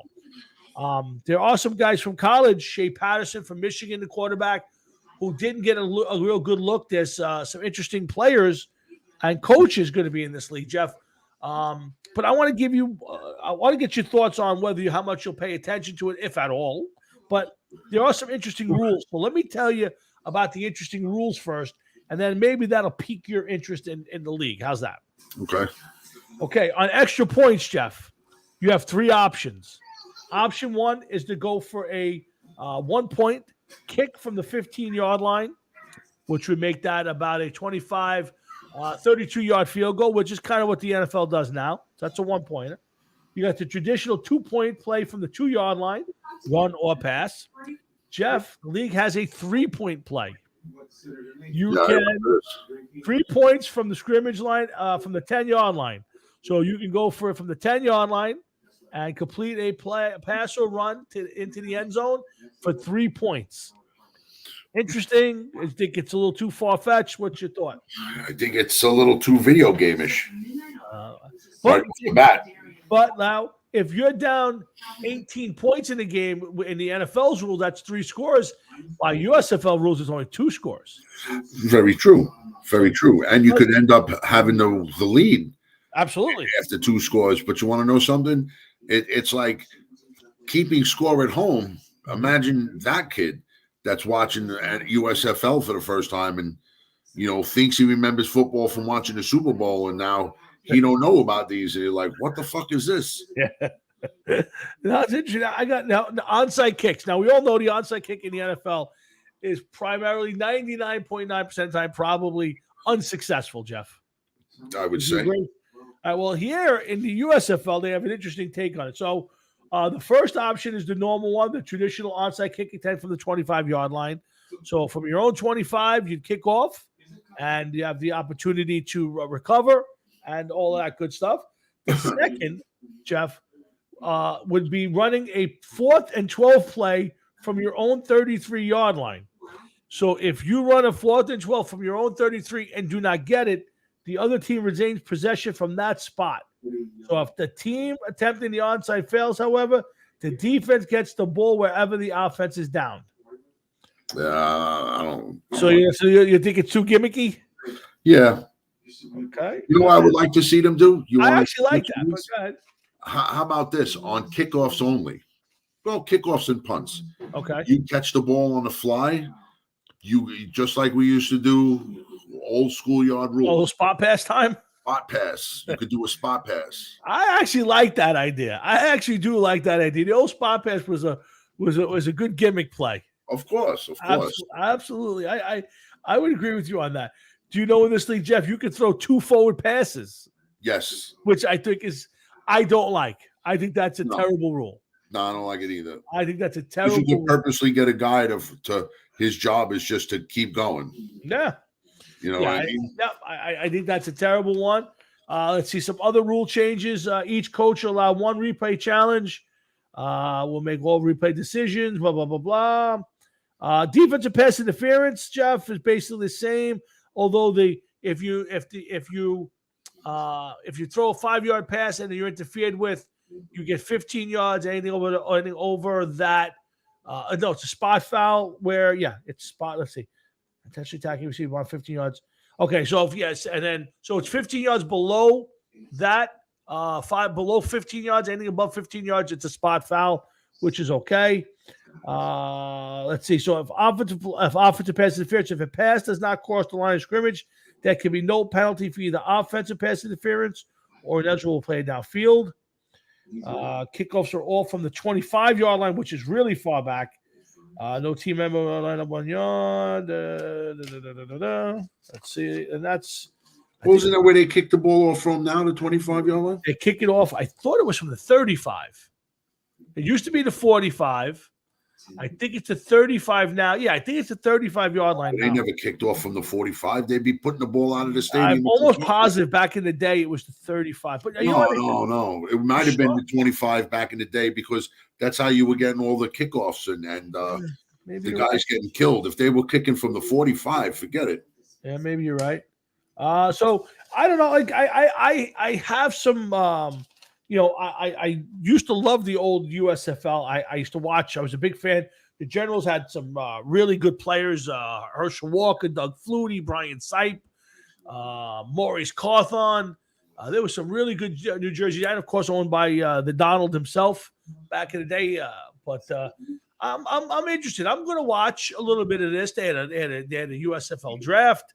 And then also, I come across it, I'm going to watch it. You know, I mean, I'll check it out. But I mean, with all those gimmicky plays and stuff like that, it's like they're trying to do something. You know, well, the NFL doesn't do this, so let's do this, and they don't do that, so let's do that, just to get people to like, what would happen if the NFL did this? Well, I think a lot of that is true, Jeff. I think this is kind of a sounding board for the NFL to watch and see how some of these gimmicky things work. And it's a really big spot for somebody to think about. I think they're going, let's say it's 45 guys a team, for 8 teams. You're talking about 360 guys who wouldn't be playing football this year if not for this league. So I think it's a good place for the NFL to scout talent. There's a couple players that they're already looking at. Of course, and I think that the NFL should have a team, a league or something to fall back on for people. Why not affiliate some of these teams with NFL franchises, or allow some cross-pollination? You got a guy, but see, interesting. You know what? You got a guy on the NFL level that gets hurt. You can't put him in a league like this to work out the kinks because he could get killed. Correct. It's like, so, you get guys to warm up. You need to sign a player for a few weeks. Maybe you sign him out of the USFL. And isn't the XFL coming back too? Just going to mention that, yeah, and the XFL, Jeff, the coaches that were mentioned, Bob Stoops, who coached at Oklahoma, big time coach. Heinz Wood is actually a Jet assistant coach, who I believe will be a head coach there. Anthony Beck, the old tight end from the Jets, is a head coach there. Wade Phillips, the XFL's, I think, going to put a decent product on the field. Now, I don't know. The thing with the XFL is, again, getting coverage. The USFL is going to be covered by Fox. You'll be able to turn on your Fox Channel 5 and watch football tomorrow night and Sunday. So I think, for the people who aren't huge baseball fans, I think the USFL might be a nice little change. They're going to be covered by Fox. Seems like there's some money behind it. This could turn into a little something. Well, now, if I'm right, The Rock, and I believe his ex-wife have something to do with the XFL. Correct. He is. Right. I don't know if he's the commissioner. I know he's a part owner of the league. I don't know if he's running the whole thing or if he's just there for name, which is one of the reasons why he did that whole thing at the Super Bowl, which was horrendous. Yeah, it was. Yeah. So, but I will say this much: with the WWE not being the entity that it once was, I think is going to help the XFL right now. Why do you say that? Because there'll be less. When I remember watching the XFL, I didn't watch the XFL. Let me change that. When I was watching wrestling and the XFL first came out, all right, I was like, "What's going to happen? Are they going to, you're going to have wrestlers come there and body slam the coach, and are they going to act like wrestlers?" As the game is going on, is somebody going to come off the sideline with a chair and crack somebody who's running down the sideline with a chair? Is it going to be stupid stuff? Are they going to incorporate wrestling into the game? Which I was happy to see didn't happen. Yeah, well, it was just that thought that was going to at one time happen. Yeah, I just looked it up, Jeff. So it doesn't mention anything about the WWE being involved. It gives a little history. They said that it relaunched in 2020 with 8 teams, had fairly strong ratings for the first 5 weeks, but on the onset of COVID-19 pandemic forced the league to close its doors and went bankruptcy. The Rock, a former player in his own right, bought the league in hopes of reviving it once again. And then it names the coaches. Listen, pretty big names as the coaches. Reggie Barlow, Anthony Beck played for the Jets. Terrell Buckley was a corner in the league for a long time. Jim Haslett, Wade Phillips, and Bob Stoops, old coaches. Heinz Wood and Rod Woodson are all coaches in the XFL, Jeff. And The Rock's got his name attached. Yeah, but I mean, are people going to expect The Rock to be there and to say something stupid? And I don't know. Time will tell. Yeah, I think it's listen. I think it's too many options. I don't know when they're choosing to play. I didn't look up when they're going to start this thing. I'm curious. I mean, if the USFL is taking up from now to June, when is the USFL jumping in? I don't think you can have 2 leagues, to be honest with you, going at it right now. But we'll see. Let's see. Hold on. I want to see if I got any more any information here. What happens, like right now, if this happens, right, and the second league starts someplace, what fields? Where are they going to play? Where are the fields going to be that they're going to play? Yeah, are they going to play indoors or outdoors? What about players like Baker Mayfield, for example? He may not have any team to play on. Does he get a chance to play? What kind of money would he command to play in that kind of league? Is that going to be like a glorified beer league for him? Yeah, it's it's a great question. All I can say is it starts out February of 2023. I do not see where they're playing the games. I don't see anything other than the names of the coaches. I guess they haven't picked players yet. But you're going to have 3 things. So let's say the XFL is going to go from February till probably April or May, and then you'll probably have the USFL kicking off, and then back to the NFL. They're looking to have basically football year round. I mean, I guess it's good for betting. I mean, I bet you there'll be plenty of degenerates out there watching the games and throwing a few dollars on it. I'm sure that there'd be people betting it, but you want to know something, Tom? It's like college football might be more interesting at this point in time because these guys, and it's a more at stake. What are they going to call the XFL championship? The championship game, or you know what I mean? Like, yeah. What are they? The SmackDown trophy? I don't know, something stupid. You know what I mean? Yeah, I gotcha. You don't know. Yeah, again, let's USFL, get in the field and see the product, right? It went out of business, what, almost 40 years ago, or just about 40 years ago? 1988, 86, something like that. Okay, so you're talking going on 40 years ago. So it took almost 40 years to resurrect a couple teams. Yeah. Yeah, and they brought it back with same uniforms. They played all the games in I think in Alabama, and then all the playoff games are up in Canton, Ohio. You know, listen, Saturday night I'll throw it on, see if it catches my interest, see who's on the teams. Let's see. You know what the big thing, Jeff, is? What's the quality of football? You can put all the gimmicks aside. You know, is it good quality football where you know you can kind of get behind a team? You know, I'll throw it on. I'll dabble with it a little bit. I don't think I'll be religious with it like the NFL, but you know, you know, if the quality of the game is going to be so bad, let's say, yeah, then are you even going to realize that it's bad? Yes, you know will. what I mean? You think so?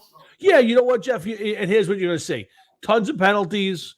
Guys can't make plays, can't block.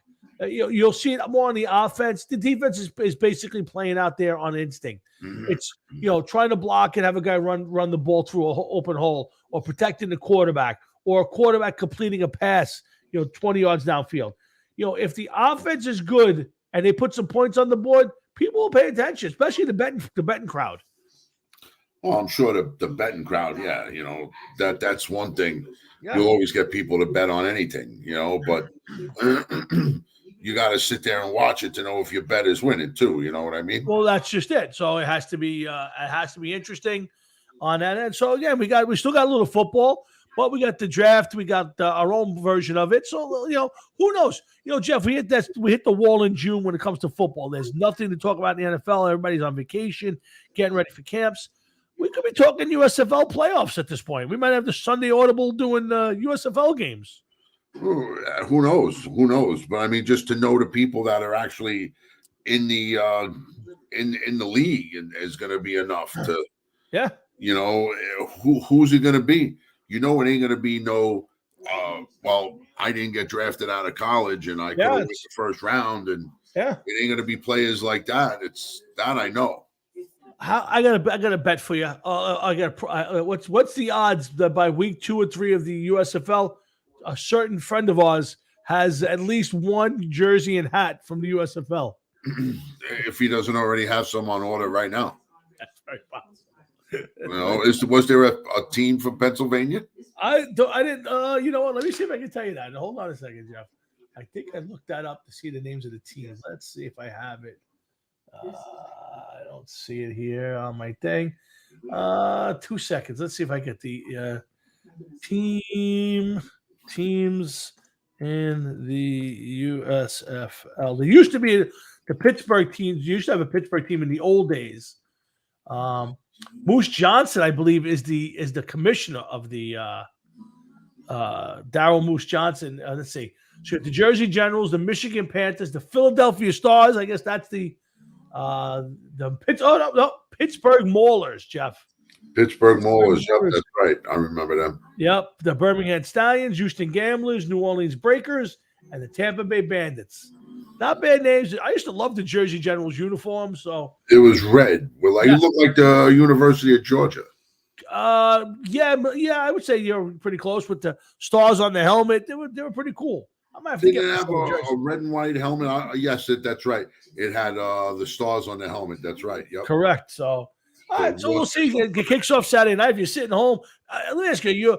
I know for Christmas you got the pizza game working. You working pizza game for Easter? Got a big one going, or the Pizza Rustica? Yeah. One I don't make one for Christmas. You don't make it for Christmas? No. Only for Easter? Right now, it is still up in the air. Really? For tomorrow, yeah. It is possible that I'll make it tomorrow. It kind of snuck up on us, man. Yeah. Well, it was so late this year, Easter, that almost you didn't pay attention until it was almost here. Yeah, that and this may be one of the most expensive weeks of my entire life, whereas I got to pay my mortgage, pay my taxes, and pay off a shed that I'm having built next week in the yard. So you're talking, oh my God, Tom, oh my God. Last week I took a day off. I had something to do, and my wife wasn't feeling well. How is she doing? She's much better. She's much better now. Everything's good. So we went out. I don't know if it was Friday or Saturday, and we go out, and like we went out to buy something. I forget what it even was. Something small. It could have been $50 worth of whatever I needed to get my hands on. I came home and I tallied up the totals, and we spent $1,000 just like that.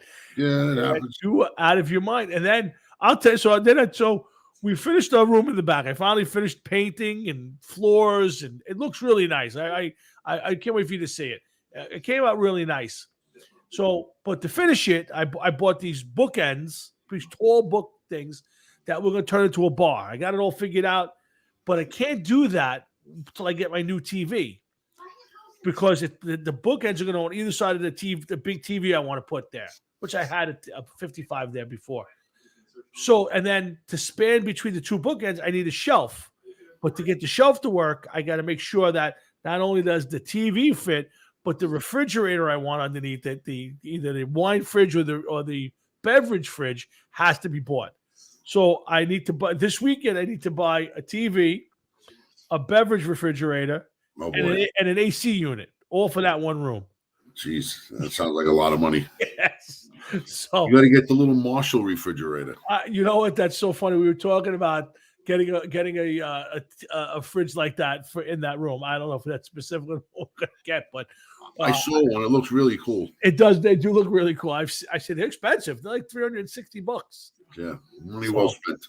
Yeah, I guess so. It doesn't really fit the decor of the room, but so yeah, I got you. So I was like, so there was a hat I wanted to buy with like $30. Like, I don't think I should buy a $30 hat this week. I got to spend all this money on everything else. Like, dude, listen, like I said, next week, my day is planned like Thursday. I'm going to get home from work. I got to clean up the yard a little bit and get ready for Friday morning. They're going to be bringing the shed. Oh, so wow. Friday morning, I got to get up, empty shit out of the shed and everything else, and get everything out of the way. Take the dog out. Good news, she's only going to be there for about 4 hours. Okay. And then I've decided that I'm going to get some 2x4s and go across the width of the thing, so I could use it for storage. Oh, nice. Okay. Maximize as much storage as possible. Smart move. Because we took the house off the market, as you know. Yes, I know. So in order to do the next step, what we want to do, we have to be able to put some stuff in there and still make some room for everything else that we got. And, it's a lot, but we'll see what happens. I think I'll be able to do it. I'm looking forward to getting that done and out of the way. And then it looks like it may have some power, so I'm going to hook up a stereo in there. Oh, nice. Yeah, I'm going to really, this year's barbecue, the neighbors are going to love this shit. Looking forward to it. Looking forward to it. And Frankie, believe me, if it was up to my wife, we'd be living in Florida tomorrow. But soon enough, my friend, we'll see. Hey, Frank, I sent you a message. We'd love to have you on the Sunday Audible pre-draft show or on the draft show itself. So if you or Matt feel like joining Jeff, me, and John on next Saturday or on the Thursday for the draft, we'd love to have you. And of course, Matt, I've sent you guys a message inviting you guys on. So if you're out there, Frankie, love to have you guys up for the draft. We just finished up on the USFL. We're moving on Hard Rocket Sports. Jeff and Tom talking a little bit football. I'm gonna bring up Jeff. You were a big fan of the Michael Schenker. Maybe you still are. I'm not so sure. Let's see if I can get both of us. I mean, his older stuff, yeah, of course, I still liked it, but I've kind of moved on from that a little bit. But I'm interested to see what you got going on. Well, here. This is from 1990, and it's with Michael Schenker playing with Rat. Okay. I'm going to play this for you. I had no idea that he had done this. So let's see what it sounds like. Michael Schenker with Round and Round. Let's hear it, Jeff.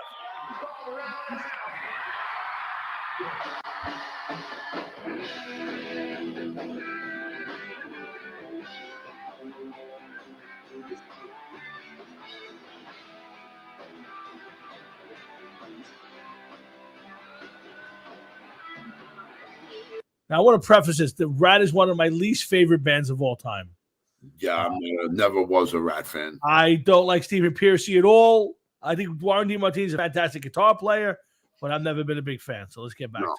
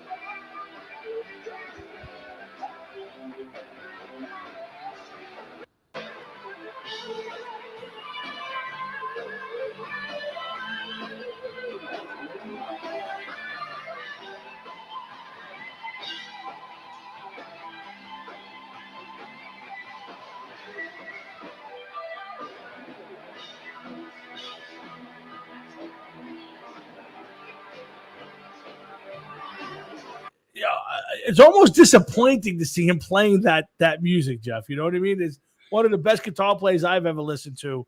Playing, I don't know. I just never been a Rat fan. Maybe that's the problem. Well, listen, I hear you and I feel you, but it's not like he was in the band. It's like maybe he was in the area and they. No. He was. I don't know if Robin Crosby had died or was not able to perform, but he spent one tour as a touring member of Rat. Oh, I did not know that. But that video, you didn't show him until the lead. That's why I said I had to find him because I could not listen to that song anymore. It's one of my least favorite tunes of all time. But yeah, he was a touring member of Rat. One tour, maybe it was a dozen shows, 2 dozen shows. I'm not really sure. But yeah, he was friends with Warren DeMartini, and he was in between Macaulay Schenker stuff. And they said, would you help us out? And he said, yeah. And he said, I hated every second of it, and I wanted out as soon as I got in. That's what he said. Yes. Yeah, if you read the Blabbermouth article, he basically said, I just hated. He said there were too many people fighting, and nobody got along. He said it was just miserable. I couldn't wait for it to be over. Wow. Yeah. Wow. So just figured I'd mention. That's one of those bands where, like, I don't know, they came on the hair metal scene like later than everybody else, and who gave a fuck about them anyway? No, I was not a huge fan. To be honest with you, not my cup of tea. Hold on. Sorry, a huge fan. Oh my God, get out of that. Okay, sorry. I don't. Sometimes I hit the wrong button. To be honest with you, not my. Why is it? Not my cup. I got to X out of it. Okay. What are you doing over there? I got to stay on the social media stuff. People are commenting on the show, so I go to social media. But if you hit the wrong button, it brings like up. I do. Go to jail. Yeah, no, it's okay. I try to stay alive for as long as I can. But yeah, I don't know. It was just interesting. And last week we did a little Michael Schenker, so I think I popped that up there and talk about that. Let's see. So before I get to the Van Halen stuff, Jeff, I want to get back to first off any band news, Jeff. I know there's been some up in the air stuff. Have you practiced? Do we have more gigs? No, nothing has happened since I played the show in March. Wow, is that surprising? Yes and no. Okay. Yes and no. I don't know what's going on, nor do I care. It was a little strife over a song that somebody picked, and my name was thrown around. And oh, really? I responded because somebody said, "I don't think Jeff is going to want to play that." Oh, I can't see Jeff wanting to play that. So Jeff chimed in. And then even earlier this week, there was a post about it again. Okay. Somebody said, I can't believe that some people want to be so close-minded and they're missing out on all this music. And I was like, listen, I says, I don't want to be in a fucking R&B, funk, soul, disco type band. It's not a matter of being closed-minded. I don't want to fucking play that shit. Yeah. That's all there is to it. You want to play that? That's fine. You go play it, and you have a blast doing it. Yeah. But you know what? I don't have that much more time to play this stuff, and I'm not going to sit there and play fucking, play that funky music, white boy. Get the fuck out of here. Do you want? Is this what you really want to say? Fuck you, piece of shit. Something like that. Something like that. But I don't know what's going on. And then, of course, every band that I get into, when we start talking about, well, what days can everybody play? The first thing I say is, I can't do Thursdays. The only way that I could do a Thursday night is if we have a show or if something is going on that, what we need to play. We're playing this Saturday. We can't get any other night to play.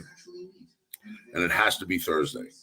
And even then, I would try to do 10 to 12 or something of that nature, okay? Because this is where my commitment is on Thursdays, right here.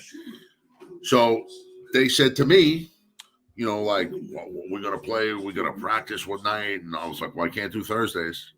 I said, I only could do Thursdays as imperative. So you know what they said to me?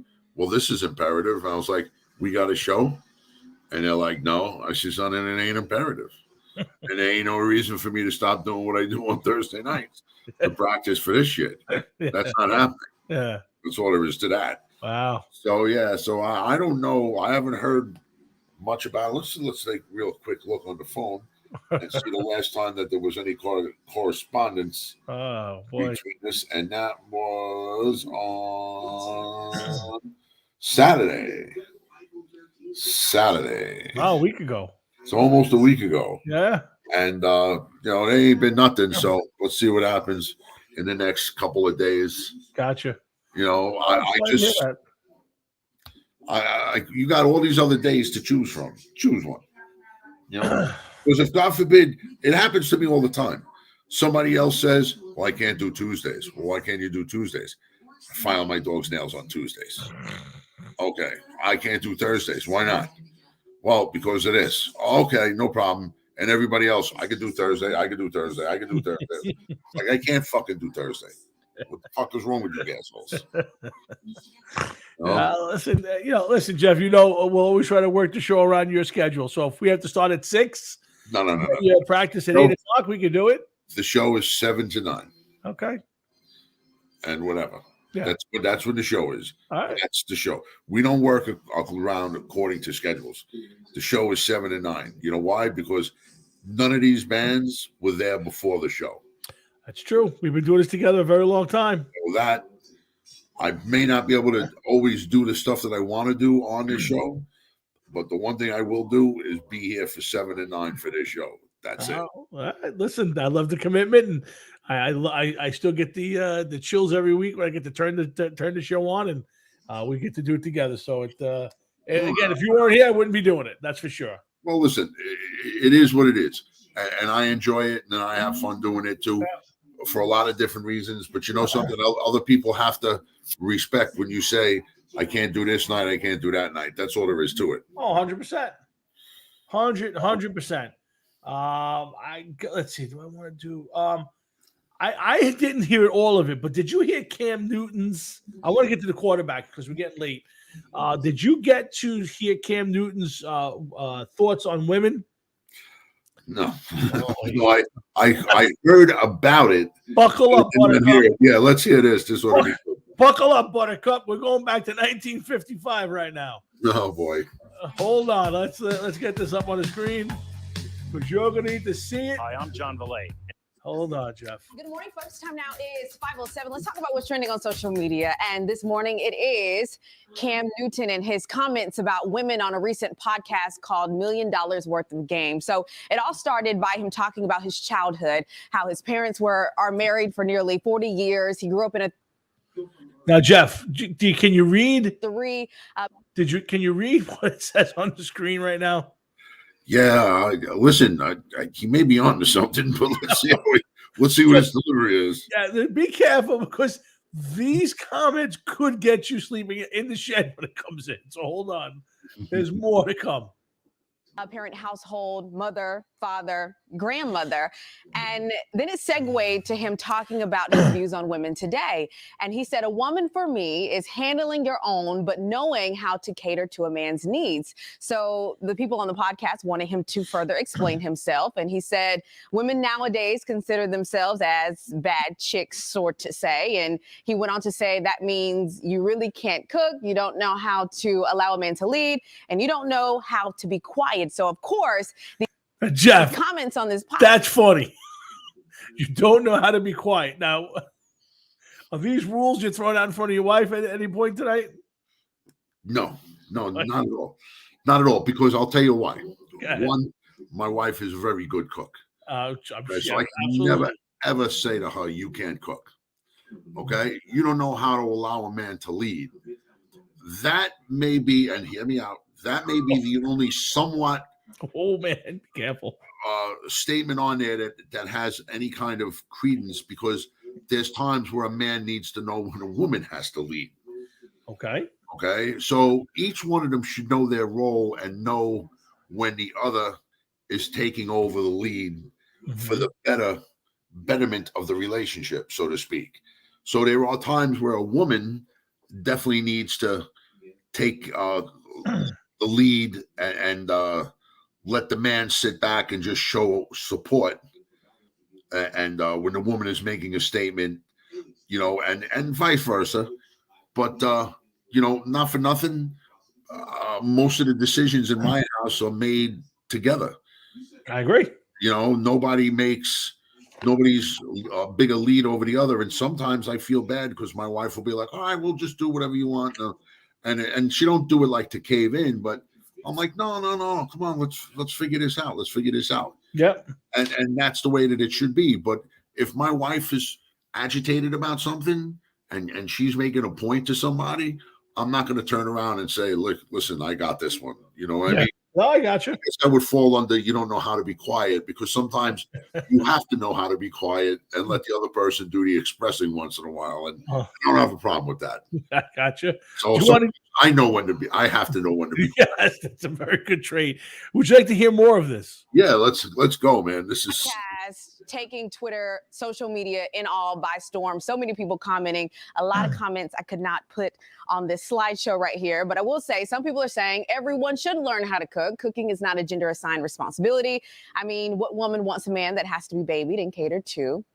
And then other people are saying, Cam Newton said, nothing wrong. I'm so tired of y'all condemning other folks and calling it outdated because they can't cook and won't let a man lead. So different opinions about what he said, Ben and Sarah, but a lot of people are focusing on.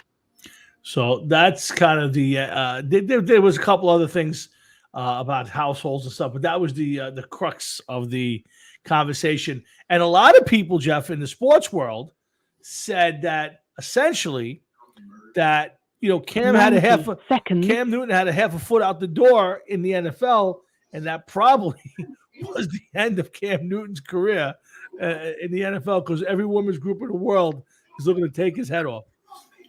Yeah, there's a very good one with that one. Yeah, he's probably played his last snap in the NFL. Yeah, without a doubt. Yeah, especially with Carolina looking to possibly take a quarterback in the draft. But listen, a lot of people have an old-fashioned way of thinking, and evidently Cam is one of them. Evidently, Cam. Yeah, Cam is back in 1955. Wherever it is that he lives. Using Blog Talk Radio. Can't just, go out there and say this kind of stuff. It's not good. It's not conducive to one's career. It could be dangerous, Cam. What are you doing? What are you doing? Well, my first thought was I didn't look it up, but I wonder if Cam Newton is married. I don't think he doesn't is. Sound like it. Doesn't sound like he's married. If he is, he's got a strong pimp hand. You think that's what it is? It's got to be. It's got to be. What else is it? I have no idea. Well, either that or you know what? I hate to say it. I can't say it. You think he's got the Alabama Garden Snake happening? Yeah. You think so? Yeah, I can. He's got it. Yeah. Like a got one of those. Shillelagh. Like a Pringles can. Because if you're gonna say shit like that, yeah, you better be bringing it. You better be able to back it up with something. Yeah. And colorful outfits just ain't it. It's very true. Yeah, the Superman duds ain't cutting it. You better be the packing. Yeah. Yeah. Well, it's not a bad theory, Jeff. Not a bad theory. Although not for nothing, the cooking remark. He didn't say that women don't know how to cook. No, what he said was there's a difference between a good woman and a woman who thinks she's a badass. She don't know a badass woman. It's called a badass woman. Don't know how to cook. Don't know how to let her man lead, and don't know how to be quiet. So he's saying there's good women out there, and then you have these badass women. And he didn't mean like badass, like she's a badass. They mean badass women. Well, he's trying to say that the good women are just sitting there, be like, I'm going to go inside and cook now.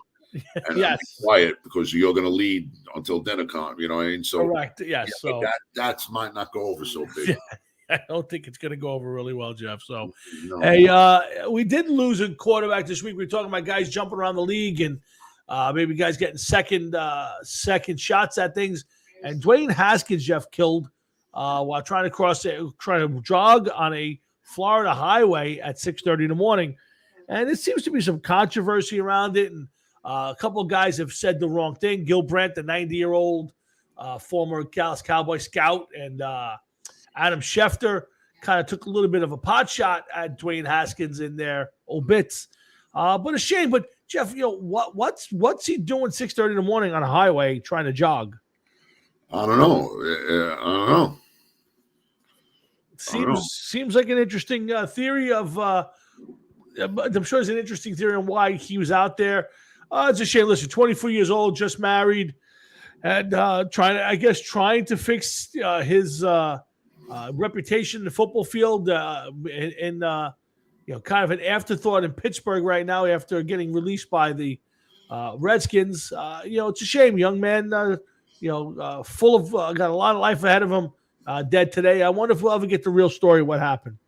I'd imagine we would, because I heard that there was an investigation into what was happening. And I mean, who knows what is actually happening? I mean, he was supposedly, I saw a picture of the accident scene. Mm-hmm. Of course, after they cleaned him up. Yeah. And the dump truck that supposedly hit him was in the left lane. Okay. Okay, at least that's where it pulled over. Now, if he was in the left lane, but now I read something this morning where vehicles were veering to the left because something was coming from the right, and that right might have been Haskins. Yeah, maybe he was forcing traffic. Yeah, you're right. I don't know. It's just interesting that of all the places in the world to jog, why there? I mean, there's side of highways, you got the parks, you got, all sorts of streets, all sorts of places to be doing it, Jeff. I just don't understand, why that. I don't know, Tom, because you know why? Like, look at New Jersey, for instance. If he was jogging on Route 35 or Route 9, it's technically a highway, but true. Yeah, very true. It's a little different. No, I can't argue that point. That is a big difference. As opposed to say the Staten Island Expressway or the West Shore, where they're entrance ramps and all that shit to get on and off. Yeah, you have to access it, but I mean, nonetheless, here you are, a professional football player at a professional thing. I mean, maybe unless he got lost or whatever, who knows? But I think that if that was the case, it would have come out. I'm guessing that Dwayne, I don't know. Yeah, I think there's more to it. I think we're going to find out something was wrong, whether it was a mental health issue or a substance issue or something was going on that he had him on the left lane of a highway, trying to jog at 6:35 in the morning. I think we'll find out something down the line, but we'll keep our ears open. But speaking of quarterbacks, Jeff, I got a few I want to throw some stuff out at you. I'm gonna start with Kyler Murray. You're a big fan of Kyler Murray's and the Cardinals. Yeah, there's Go ahead. Go ahead. I'll add mine later. Yeah, so Kyler Murray basically said, well, as I said it there, but the rumor is he may not report to OTAs, mini camps. The season, he's still got a couple years on his rookie deal, Jeff. And the Cardinals have said they have no interest in redoing his deal now. They have no interest in doing anything with him. I guess they want to see a little bit more before they make that move. What's your thoughts? Kyler Murray playing a bad game of chicken here. Does he deserve a new deal at this point?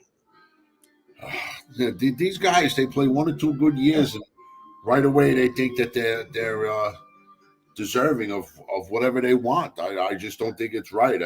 You signed a deal for you signed a deal for X amount of years and X amount of dollars. Fulfill your deal. Fulfill your deal. I agree with you. I mean, at what point? I mean, it's a contract. So, but at what point do we say, hey, maybe he's outplayed his contract? I don't think he has. But is there such a thing as he signed he has a 4-year deal because that's the rookie deal, and after year 2 he's playing great football, he's outplayed it, he deserves it, or hey, contracts are contracts and fulfill your obligation. Yeah, I listen. I think that when you signed the deal, you were happy that you signed the deal that you did. I think you should stick with it and fulfill it. That's it. You signed a 4-year deal, 3-year deal. All right, so maybe you're going to sell yourself short by turning around and saying, you want to renegotiate your deal.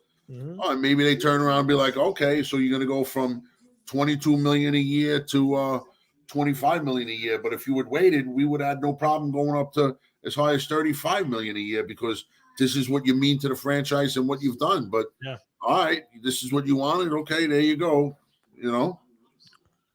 Yeah, very true. No, listen. I don't understand the way some of these guys think sometimes. Yeah, I have not been a big Kyler Murray fan, a Cliff Kingsbury fan.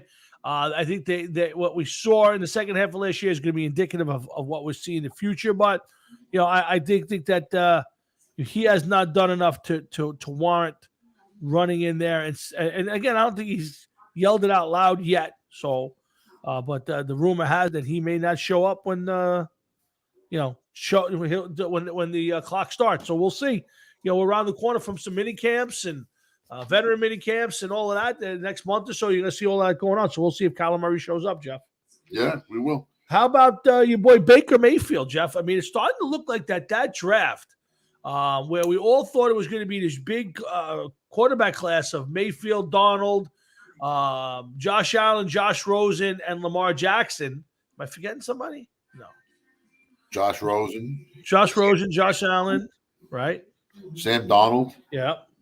Baker and Lamar Jackson. Baker. That's about that's the it's coming down to the point where only Josh Allen may be a real quarterback out of it. So now I know Lamar Jackson won an MVP and he's had some playoff. He's got to the playoffs a couple times, but let's be honest. I out of that group, Allen is far and ahead the best of the bunch, and it's starting to get to the point where you'd have to call it, not a success. That's for sure. No, it is what it is. Yeah, but now your boy Mayfield is still on the Browns. He came out today. Jeff said he feels disrespected by the fact that they went out after telling him that he was their quarterback. They went out and got Deshaun Watson. Now I think they're nuts for doing it, but there are multiple guys on the team as wide receiver and offensive line and defensive line.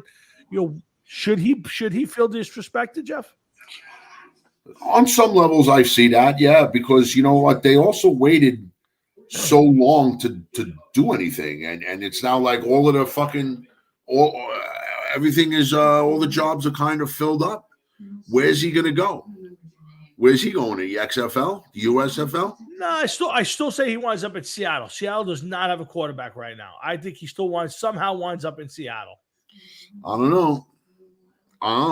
Listen, he's getting 18 million a year. He was another one that's getting 18 million a year. Probably, yeah. My thing to him, I would go public and be like, listen, the Cleveland Browns are ruining their what do you call it, salary cap, because you wanted to get another quarterback instead of giving me a chance when I was injured. I could see if the guy was 100% healthy and his play deteriorated, but you're talking he had an injury, you'd be like, you wanted to do this to me when I was injured? Well, you know what? Take a guess what, guys. I ain't fucking taking a penny less. And I don't care who hates me for it. That's the money you said you were going to pay me and you picked up my option. I want to get paid. And I don't care if I'm sitting there holding a clipboard. I'm getting $18 million to hold that clipboard. Yeah. I'll also be ready to play if you need me in a moment's notice. Yeah. But I'm getting paid $18 million because that's your stupidity, not mine. You could have traded me. And you had ample time to do it if you knew you were going after Deshaun Watson. So I really don't know what more to tell you. Oh, wow. Yeah, it's wow. Interesting, Jeff. Yeah, I think he almost needs to be quiet and let it play out. But I'll be interested to see how he can't be on the team next year. It just they have to get rid of him. He's just gonna have to shut up and do what he needs to do to get past this. I mean, if they release him, who pays him? Well, I think they're on the hook, and if I'm not mistaken, then the team that's so let's say he's making $18 million and he gets released, and the Seattle Seahawks have to pay him at least the veterans minimum.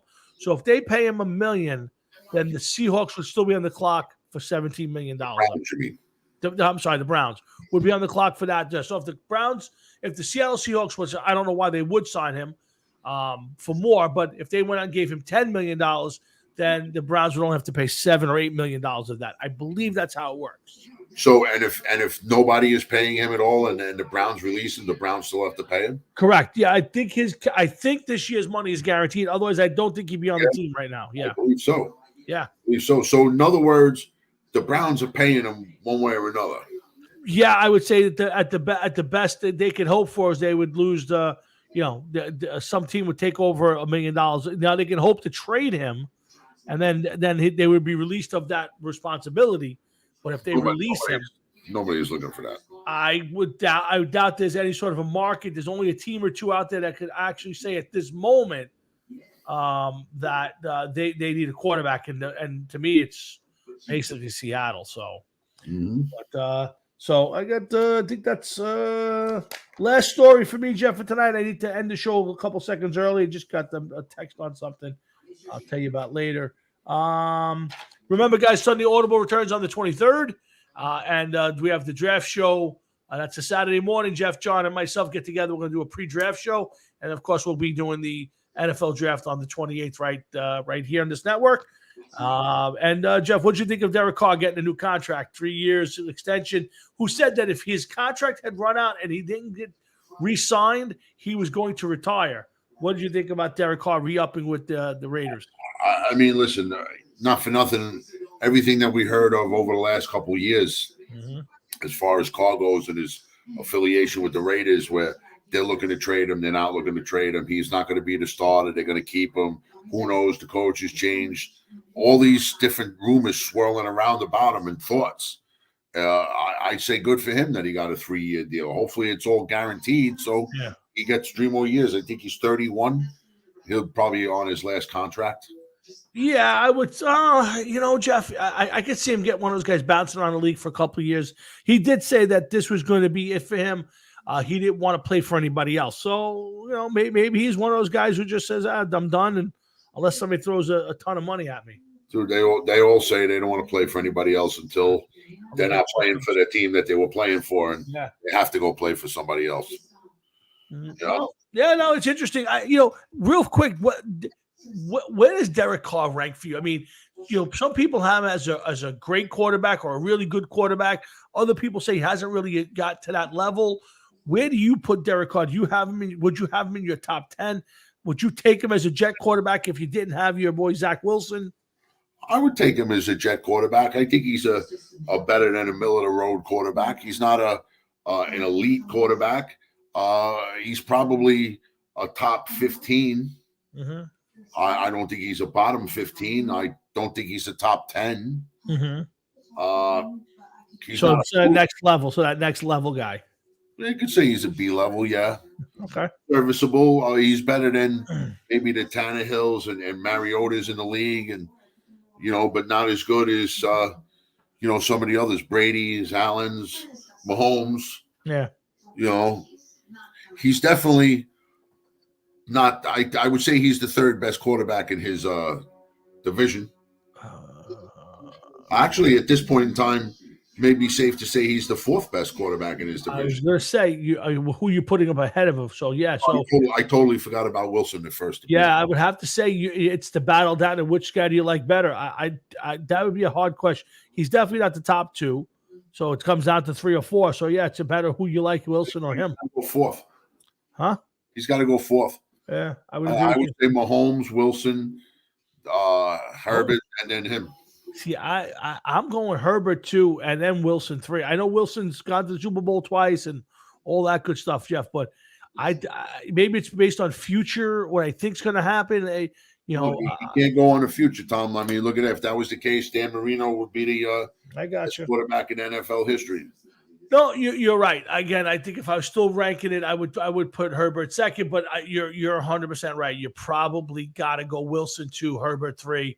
And then Carr 4, not putting anything negative to Carr, just the guys ahead of him in that division. That's a tall order. We'll see. Listen, it's been a lot of fun tonight, guys. We got to end the show right here. But we appreciate everybody stopping by. Thanks to my dad for popping in. Thanks for everybody paying attention online and offline.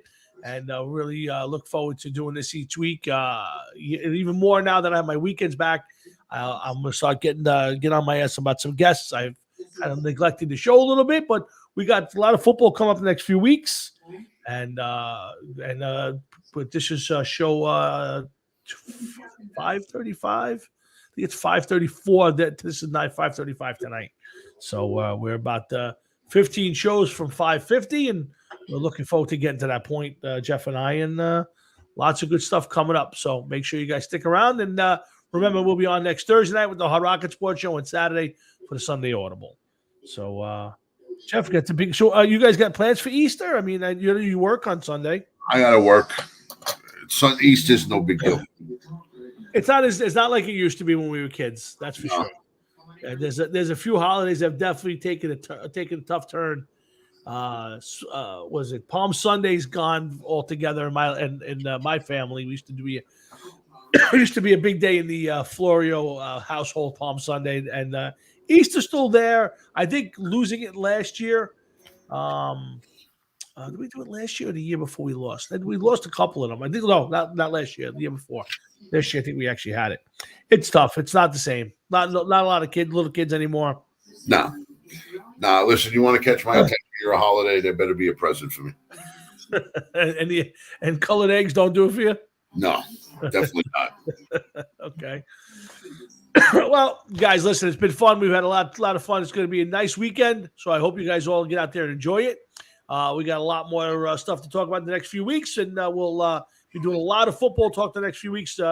Lots of pre-draft stuff between Thursday and Saturday. So make sure you join Jeff and me when we do it all over again, and the Sunday Audible when John gets in. So, but Jeff, I'll give you the final words before I shut it down. No, that's about it, man. Time to go. All right. Well, I'm home tomorrow. I'm off to for the weekend. You got tomorrow off, Jeff? Yeah, I'm off on Fridays. My wife will be home with me. Nice. So enjoy it. Pizza Rustica or either one of these next couple Saturdays. We were going to do dinner a couple weeks ago, but my wife got sick. When you guys are feeling up to it, let's plan our dinner. We're good to go, man. Whenever you are. You got it. In the meantime, I want everybody to enjoy their Easter. Have a great Easter weekend. Be safe. You can ride the subways. Just stay low. That's all. There you go. Stay low and wear a gas mask. Otherwise, Watch out for guys in construction outfits. There you go. So for Jeff, myself, and everybody at the Hard Rocket Sports Show, I say thank you for watching and appreciate everybody. We had a big show last week, a lot of attendance last week. We got some big numbers, and Israel's way up. So thanks to everybody to pay attention. But enjoy the weekend, enjoy your week, and we'll see you back here next Thursday night on the Hard Rocket Sports Show. Jeff, I'll talk to you off the air. Later, man. Later, man. Bye.